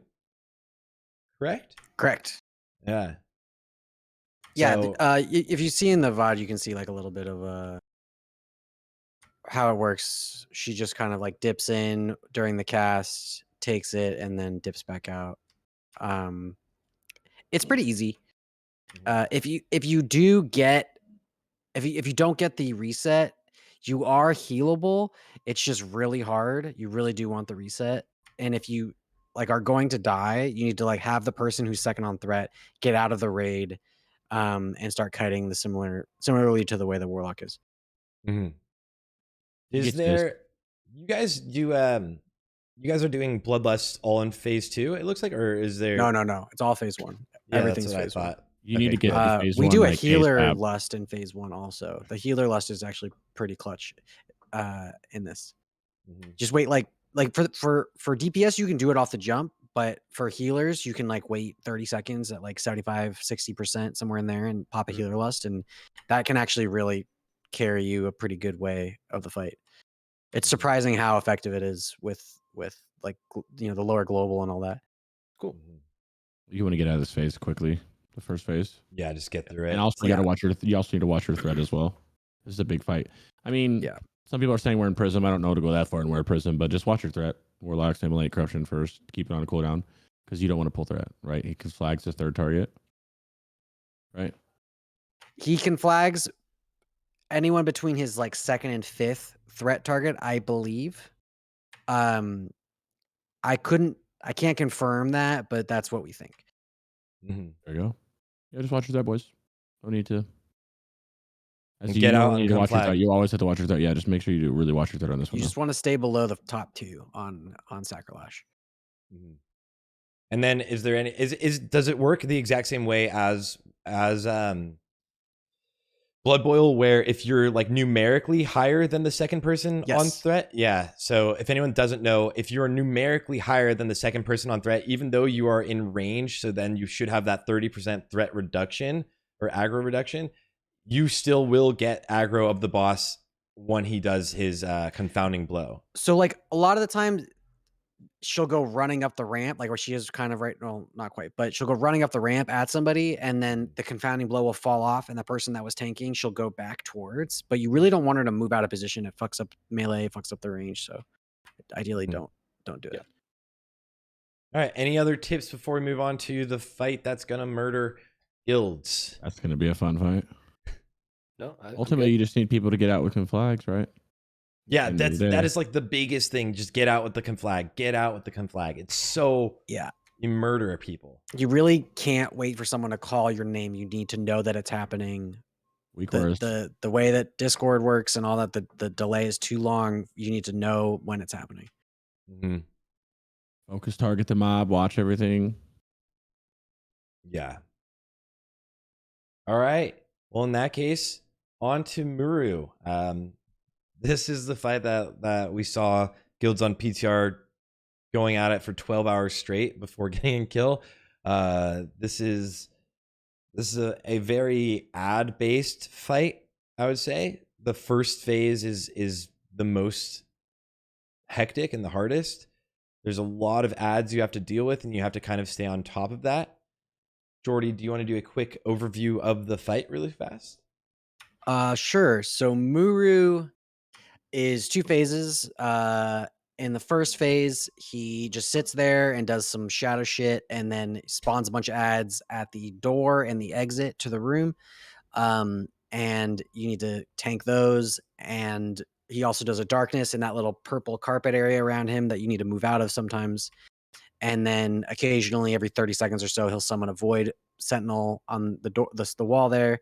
And that needs to get tanked, and when it dies, it will spawn a bunch of little void walkers. And so that's kind of the extent of phase 1. The whole trick is doing all of that at once and managing your raid and your health and your healers and all of that. So it can be pretty overwhelming until you know exactly like where your DPS priorities are, where your heal priorities are, when to not heal, stuff like that. the boss guide goes into it for a while. It's like a 3-4 minute phase explanation, so definitely check it out. But it's a hard. I mean, this is the single hardest phase of the entire game up to this point is managing this phase. So yeah, it's fun though. It's a fun fight. It's really fun to heal. It's really fun to tank. It's really fun to DPS. It's a fun fight and drop some really juicy loot. So that's fun too. Yeah.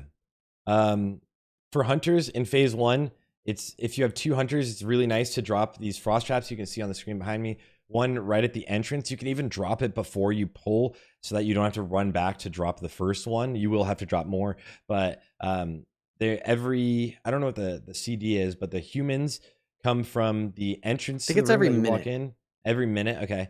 And from basically the way towards Kill Jaden's room. So the human mobs run in, they're going to be picked up by your 2 tanks, the bear tanks, and then your paladin tank is going to be moving around, picking up that void walker that Jordy mentioned. Those guys, you want your range to really deal with. I think the way you wipe on this fight, a lot of times for a lot of guilds, is going to be falling behind on ads. And Baron, when we were in there with Fusion, did a really good job explaining it. There was a kind of an ad focused phase where as long as you're ahead on ads, you will deal with the phase. But if you fall behind, you'll be overran and you will die.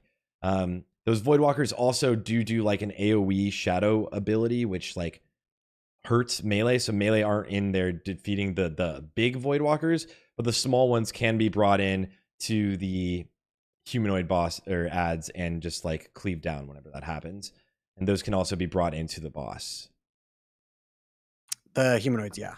They don't cleave and the mages of the Shadow Sword Fury mage, those need to get interrupted, and they need to get purged too. So your enhancement shamans are really good for that. Your mages, for the ones that are coming from Kill Jaden's side, are really good for that. So and the Mass Dispel, you're having Shadow Priest Mass Dispel as well during phase 1. Yeah, so the Shadow Priest actually has a pretty easy job. He just needs to pump the boss the whole time and call the darkness when it's coming for the melee to get out, and then Mass Dispel as soon as the darkness pops, because you'll see those dark fiends that spawn around. So that's about the size of the reticle of your Mass Dispel. So you just pop it, and they get dispelled and die, and it's pretty easy for them. If their Shadow Priest fucks it up, it's a whole wipe. It's an instant wipe. If those dark fiends hit anybody, so you just don't want that to happen. Yeah. Crix, do you have anything to add? Oh yeah, bud.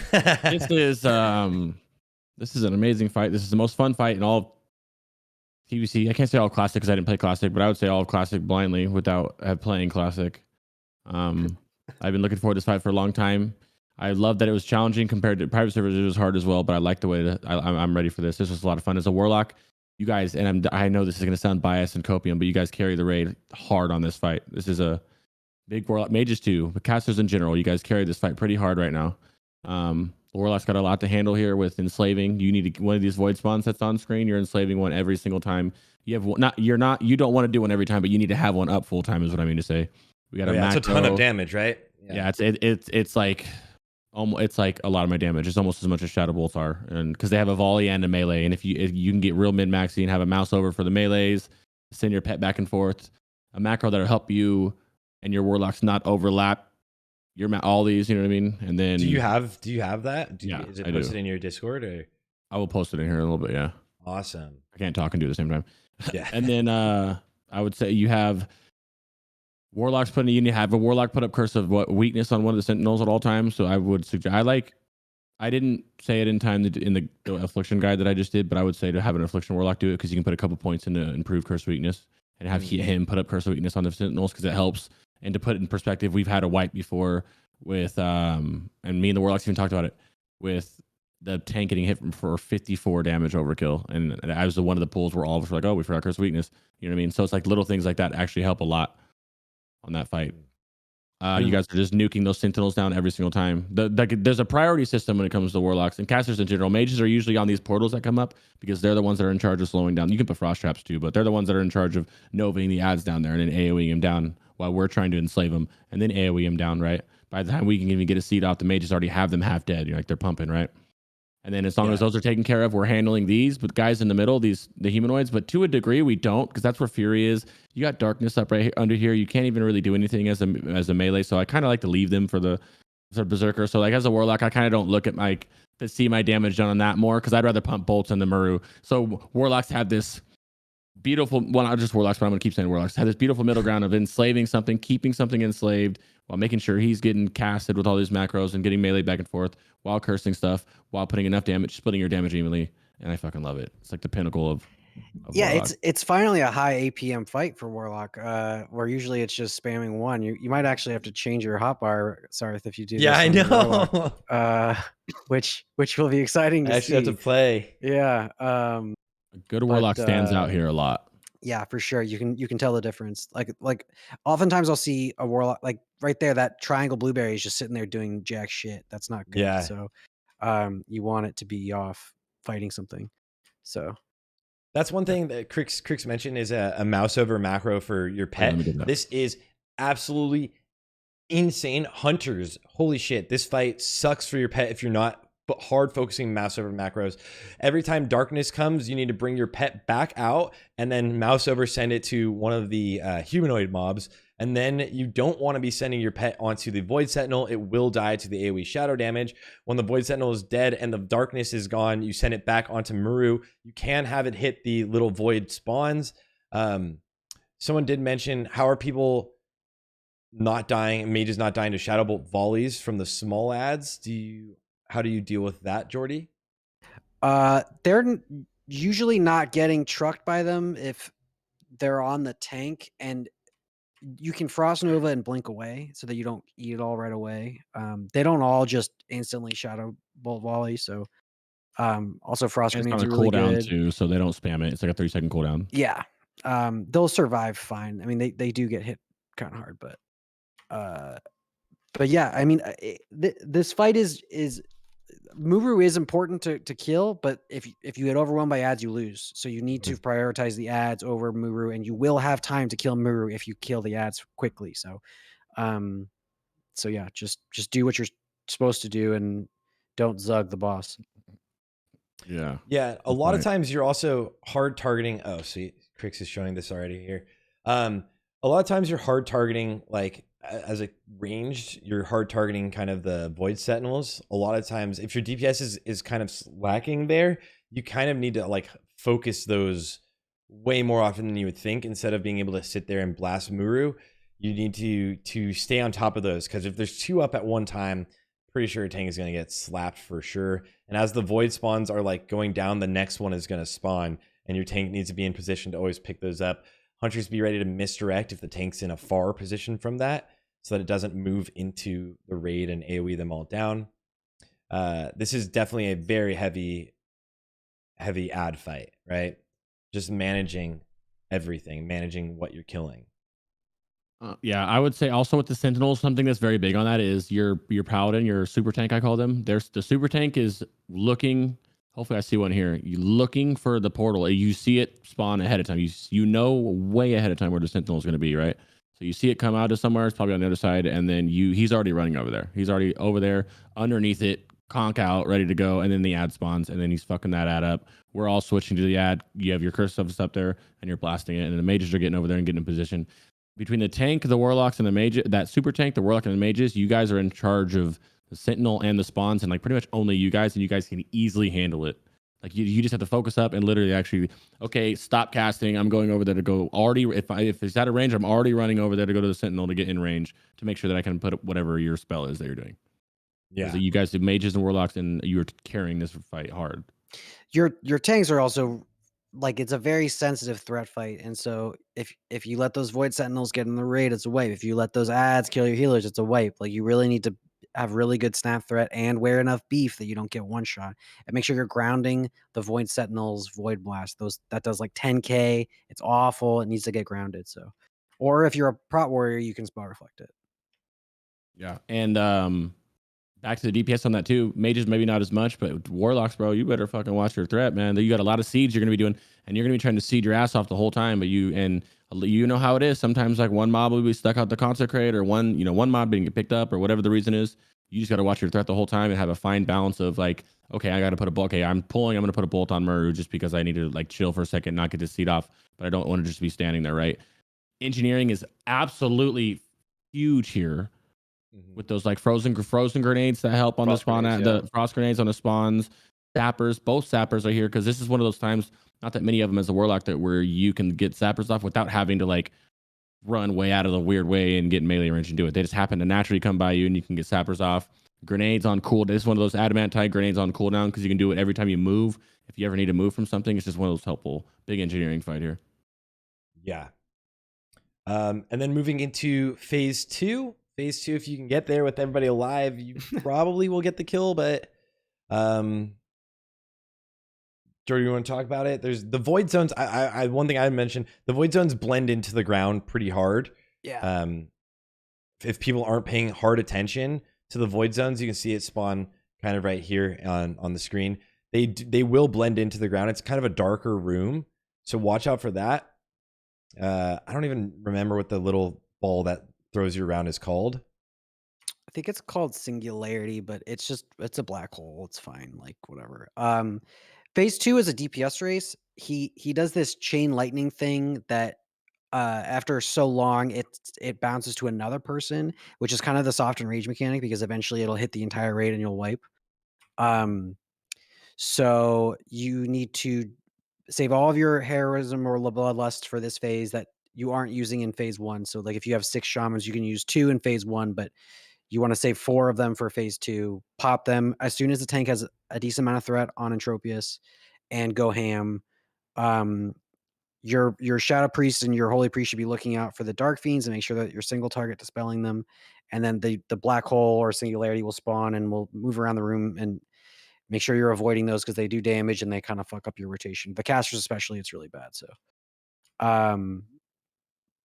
So yeah, it's a fun phase. It's really frustrating when you wipe it like 2% because it happens actually a fairly decent amount, because those last 10% is actually pretty hard to pull off with how much rate damage is happening. So you really need a clean transition into phase 2 with as few adds up as possible, and then you just go ham.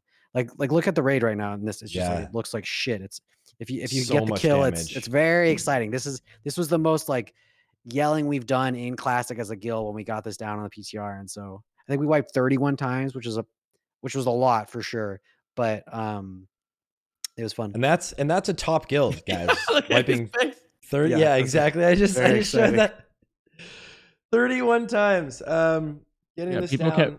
People kept flaming us. They're like, yo, Fusion's wiping in there. I'm like, bro, do you guys realize like if we're wiping in there, that means you guys are really gonna wipe in there too? Like, we didn't go in there blind. We went in there when it opened up with knowing what to do already, with people in there who already had been here. We already knew what to do, and we just had to adjust to the live, you know. Had some issues with certain players unable to do some of the mechanics, and so we once we figured that out, we were able to get it down. But and there was people who could not do mechanics. This is one of those, for some reason, like, and I'm not trying to flame it, I mean to sound like a piece of shit here, but like there's mechanics that people just literally can't do. Like it's like they're like, and I've heard it. I mean, you've already heard it somewhere, probably on forums, that people don't want to do, and they're like, I'm like, I can't do this. I don't want to do this much mechanics that you're looking at right now. It's like, if you're gonna be a struggle bus for that. Yeah, it's gonna be rough. Yeah, and this is, I mean, this and like this raid in general is kind of why like some things like GDKPs are going to be a little bit harder now, because you can't just like casually carry people fully. If someone is a carry and gets targeted by a con flag or something, that's a raid wipe. If people aren't changing their targets or focusing on this encounter, they're going to die. And KJ, if people aren't listening to raid call outs instantly, they're going to die. So this is going to be a raid is definitely a step up, and people need to pay more attention. You can't just kind of sit back at the time. It's so funny, like part of me is like, yeah, this is hard, and then the retail people are just shaking their heads like, you fucking idiots. Like, no, it's the first, it's just normal mechanics, right? Yeah, exactly. And so like all of this is couched in like, sure, it's hard, but it's only hard because it's what we're used to, compared to what we're used to. If you play retail, this stuff will be this will be stuff that you're used to, you know what I mean? Like, you can't die on a mythic, or you'll probably won't hit the DPS check, stuff like that. So It's hard because you have to rely on 24 other people not to die. That's what's hard. Yeah. You can Yeah. go out there. You can go out there, look at a VOD, and see me playing fucking perfectly the whole time, but that doesn't save anybody. You're a mage or you're a hunter. You're whatever. You can't save a whole raid doing that. This is when all these fights. It's not like T6 or whatever where you can be like, oh, like he said earlier, when Supremacist half the people die and you can carry on with 5 people. Like that's over. These fights are gonna be so close. You lose 1 to 2 people. You're gonna be all right. Well, let's just wipe it up.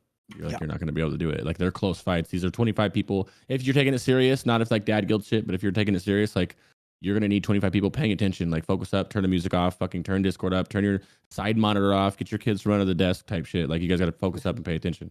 And to be clear, with a few weeks of gear, this stuff will be a lot easier. Yeah, gear is crazy. All of this is couched in week 1, right? It's BT high jaw gear that you're going in with. I wanted to be clear, like there's going to be a lot of people who are like, we got it down in 3 wipes, and it'd be like, okay, well, did you do 4 weeks of 3 boss clears? Because that's going to change a lot, you know. Right. So yeah, absolutely. So yeah, just especially keep that in mind. the gear, the scaling. If I'm not mistaken, I think the scaling from BT Hyjal into Sunwell is like even higher than the scaling from AQ40 into Nax. Like Nax gear was still crazy comparatively, but like I think Sunwell is actually an even bigger jump. You know, getting It's crazy. even 1 week's worth of gear is just absolutely fucking insane. Yeah, you'll get so much stronger throughout this. Some of the gear is unreal, and we'll see if we have time to talk about it later. But oh my god, the gear in this raid is really unreal, and it's really going to make these raids a lot easier. That's why a lot of people were hearing, like, you have the suggestions for bringing more healers on progression. Of course, your first time dealing with these fights, it's like just get it done, and then you can go towards optimizing, like we were talking about on Kalecgos, optimizing debuffs. For now, it's just get through it, blast it. Yeah. Do you guys have any other tips you would say for Muru? I'm all ears, Jordy. I don't know, man. Watch the boss guide, I guess. I don't know. Yeah. There's a lot of stuff in there. I don't think it's necessarily the worst idea to like pause the raid for 12 minutes, Discord stream the YouTube video so everyone's watching it at the same time and talk about it. You know what I mean? Do a little watch party and see what if everybody's on the same page, because this is definitely one of those fights where everyone needs to know what they're doing. Yep. Yeah. All right, Muru, this is the fight that's gonna hurt the most.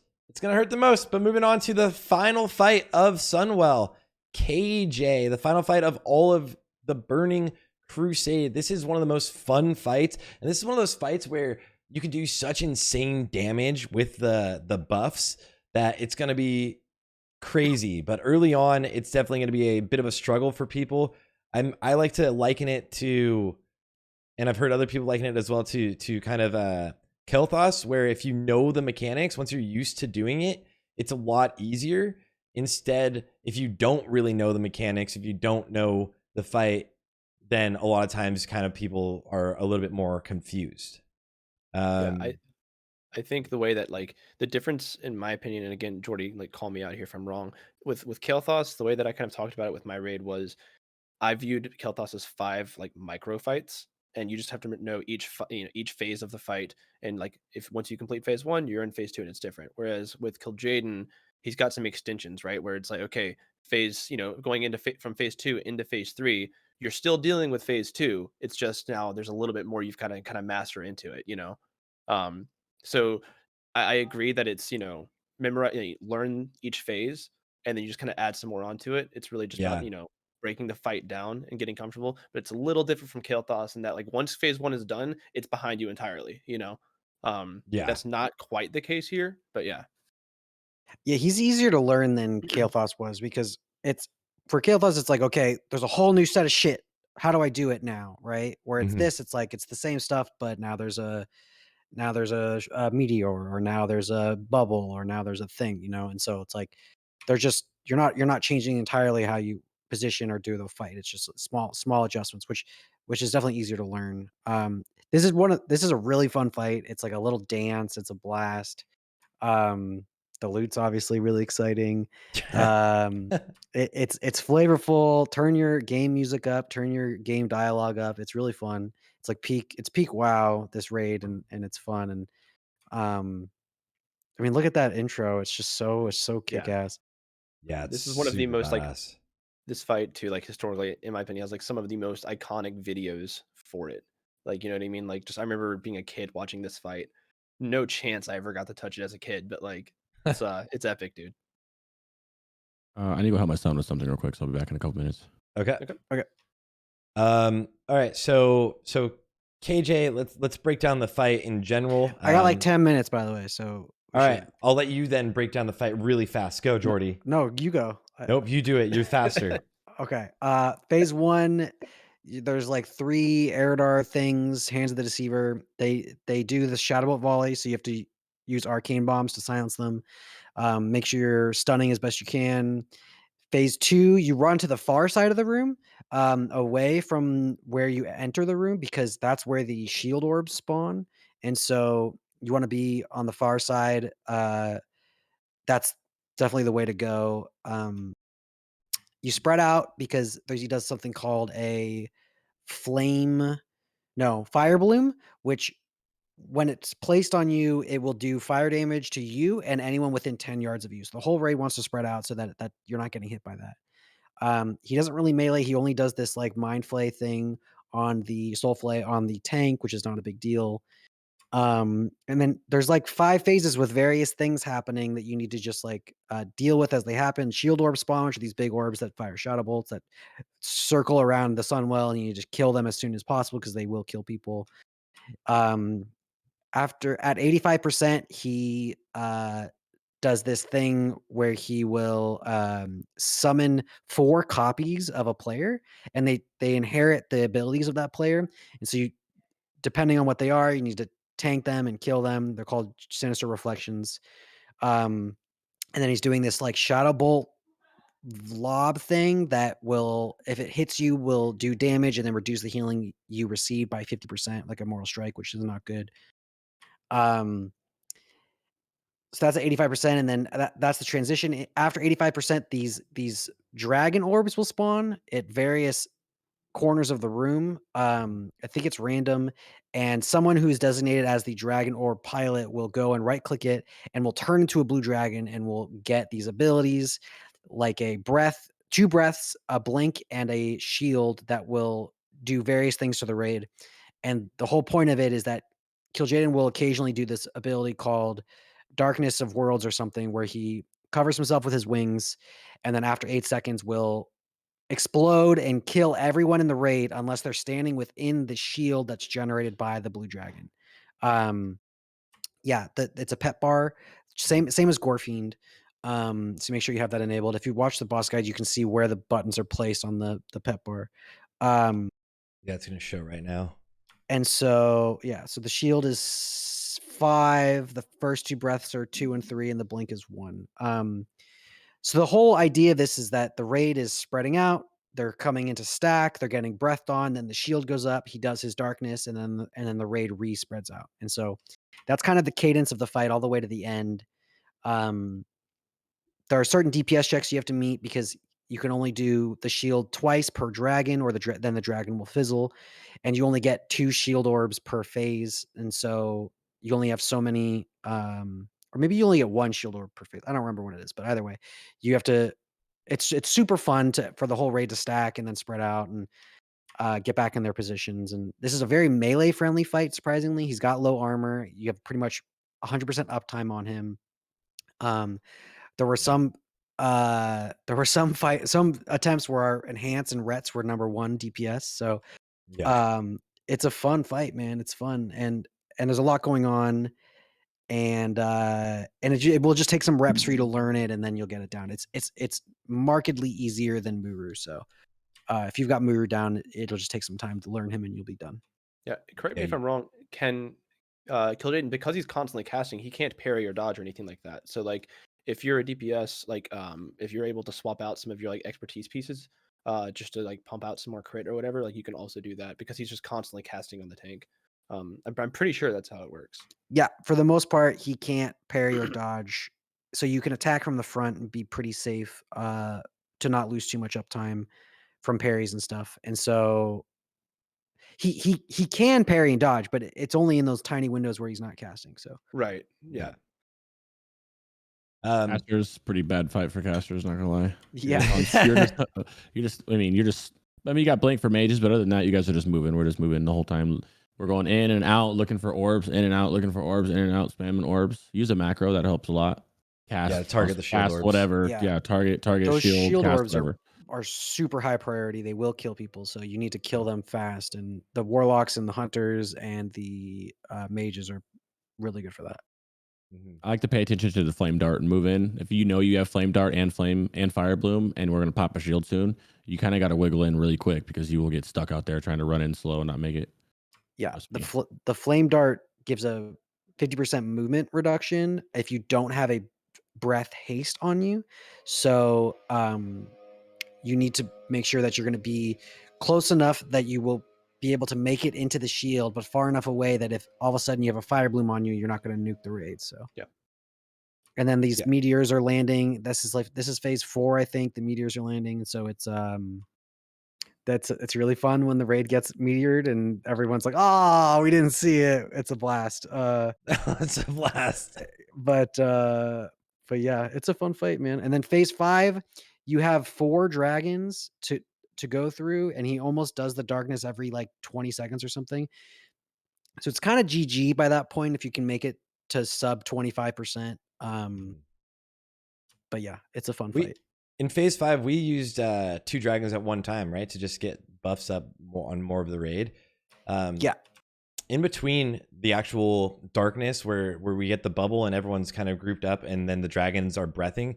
The dragons can be going around breathing. The melee groups are huge for the dragons to keep that haste buff up on the melee groups. And this is something I saw. I'm not 100% sure if it works, but can you pop the breath, keep moving, and even blink while using the breath and get it on more people? Oh gosh, I don't know. That sounds min-maxy as fuck. Get your head, dude. Yeah, someone was doing it in our last attempt when we went in there together. And I guess if it's a channel, it would work like that, Yeah. right? Yeah. So I don't someone know. was breathing and doing that, and that was just awesome. I think so. So look for that. If you can do that, getting the damage buff on more people obviously shortens the length of the fight and it helps out. And also if you get targeted by the flames, there's a flame ability that goes out that kind of works like the flames from earlier. Just basically like you just need to range away from people so that because you'll just be doing AoE damage to everyone near you. You don't need to run to a specific location. You just need to like stay ranged away from people and don't kill pets. It 100% kills pets. Sucks. And warriors actually get a victory rush from killing pets. But if you get that, why would you say that out loud? Why would you give them any more reasons to fuck us? Zug? Because dude, I was so mad. I was like, why do they keep doing this? Hulk smash. But Law of the jungle. But if you have like either if you see the meteor or if you have that burn on you when the group, it's time for the group to group up and get inside the bubble. Just stay right outside of the bubble, outside of range of you actually hitting everybody until the bubble is down, and then you can jump inside of the bubble. So if you have that debuff, just stay outside until the bubble actually drops, and then you can head into it. Yeah. Let's see. So I have one question, Jordy. You mentioned like there's some DPS checks and all that. Do you think it's safe to say that if you've gotten through Muru, like you're not going to have to, you're not be worried about any DPS checks here? Like you should be pretty fine to. Well, there will be If you're times where you alive. miss the check if you're not doing it cleanly, right? Like there were a couple times where we didn't hit it, but just because people are learning and whatever. But yeah, you won't have any actual issues going into him if the attempt is clean. Got it. Cool. You want to pop Harrows at I think it's like sub 55. That's when you want to pump him the most. Cool. Do we want? Well, we're obviously gonna save the loot prow for like another episode that we can do. We can like our next episode can be like the after, like we usually do the after effects of the raid. You know, like after Sunwell. Jordy, do we? Because we have raid, we're in the same raid. Do we? Are we rocking this DDoS out right now and just talking, or do we need to get ready? I just logged in, so you're good. Oh, you can get in. Yeah, What? see. you Yeah, guys seem to- everyone's saying that it's like in waves. Certain people are yeah, able to some get in. people right are now, getting in, people some can't. people aren't. All right. Well, Look at me. Yeah, I need like to, 10 minutes to not do anything, and then the stream's starting and all that, so I gotta go. Sorry. Okay, No, yeah, cool. same. I will. All good, dude. I will make sure to send over to you, Jordy. Thank you guys thanks, for man. being here, guys. If you have any questions, I'll still be here for a few minutes. Jordy, thank you for all of your videos. They're amazing. Cosmo, huge shout out for your guide, which is getting completed very soon. But if you look at the guide, a lot of it is already done, so it's amazing. Crix, always, because I love you, dog. You know that, dude. We finally got to hang out like last week, and it was so good. It was so good. It was fun, dude. Yeah. Yeah, we'll see you guys next week on Monday. We're gonna start doing Mondays, but it's gonna be let's do same people probably. Let's do it After Effects. It'd be kind of cool to do that. Mhm. Put it in my channel next week though. Keep an eye out. Yeah, I'm down. I should have Thordal by then, so. Yeah, hey. I know you will too. I know you will. God damn it. I can't wait to talk about y'all's Kill Jaden loot. And I'm like, yeah, we got Felmyst. We did it. It'll be funny. I mean, dude, if you get Felmyst week 1, you're doing great. Yeah, I you bring, are. I You are bring doing great. balance to the council. That's what I'm here for. There you go. Just don't let them give you Lynn. That's Yeah, we'll be talking about it. Oh, let's shout out everybody before we go. Yeah, shout out Cosmophile. Make sure to check out his Twitch. Also, you can see the tiny URL to the Sunwell Plateau guide, which is being finished. These are just amazing. Also, the assignment sheet in here will be so useful for you guys. What you want to do is just go in and create a copy of it to make your own assignments if you want to impact that. Massive. Jordy's YouTube videos are phenomenal. I would highly suggest everyone in your raid just taking the time. It's like 10 minutes for the 12 minutes on the longest one to watch it.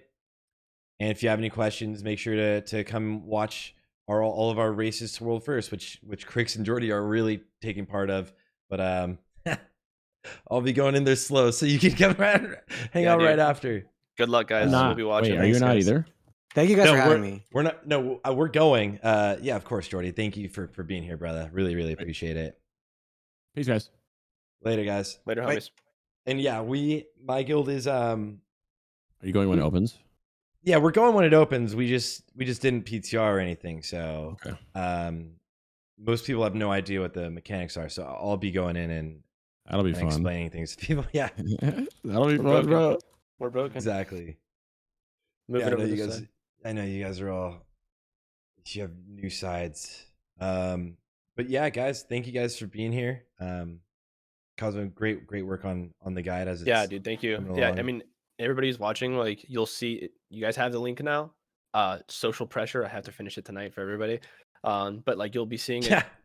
You'll be seeing it live. Like, you'll see me in there messing around, moving shit around. So it'll be there. Also, fun little thing I'm thinking about doing once it's done is I might add like a little guest sheet at the bottom, just a form fill, because I would love to know like who all's using this, like how many people are using it. It'd be really cool to see. So I might add like a little form fill type deal. So just if it's there, sign your name. It'd be kind of neat. Yo, But yeah, Say, I was here. no, it's done. Yeah, like I'm straight up. I'm not like this has to get done. I'm so mad that it's taken this long. But like real quick, dude, thank you guys so much for being patient with me. Y'all been nothing but nice in your hundreds of DMs, and I appreciate it. I haven't had one person be a dick about it, so thank y'all. love you, bro. Except for Falcon. That dude's ruthless.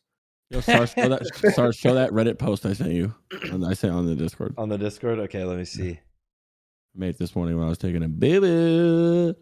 A solid representation of the jump in difficulty from Black Temple to Sunwell. Oh my fucking god, dude.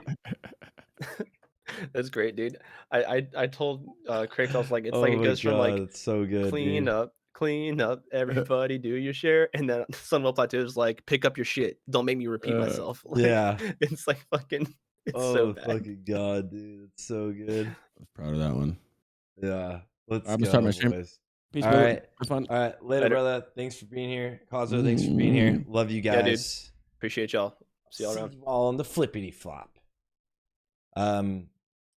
And just to clear things out, guys, thank you guys all for being here for the podcast, The Classic Life, obviously with me and Crix as your hosts. Shout out to our guests this week one more time, Jordy and Cosmophile.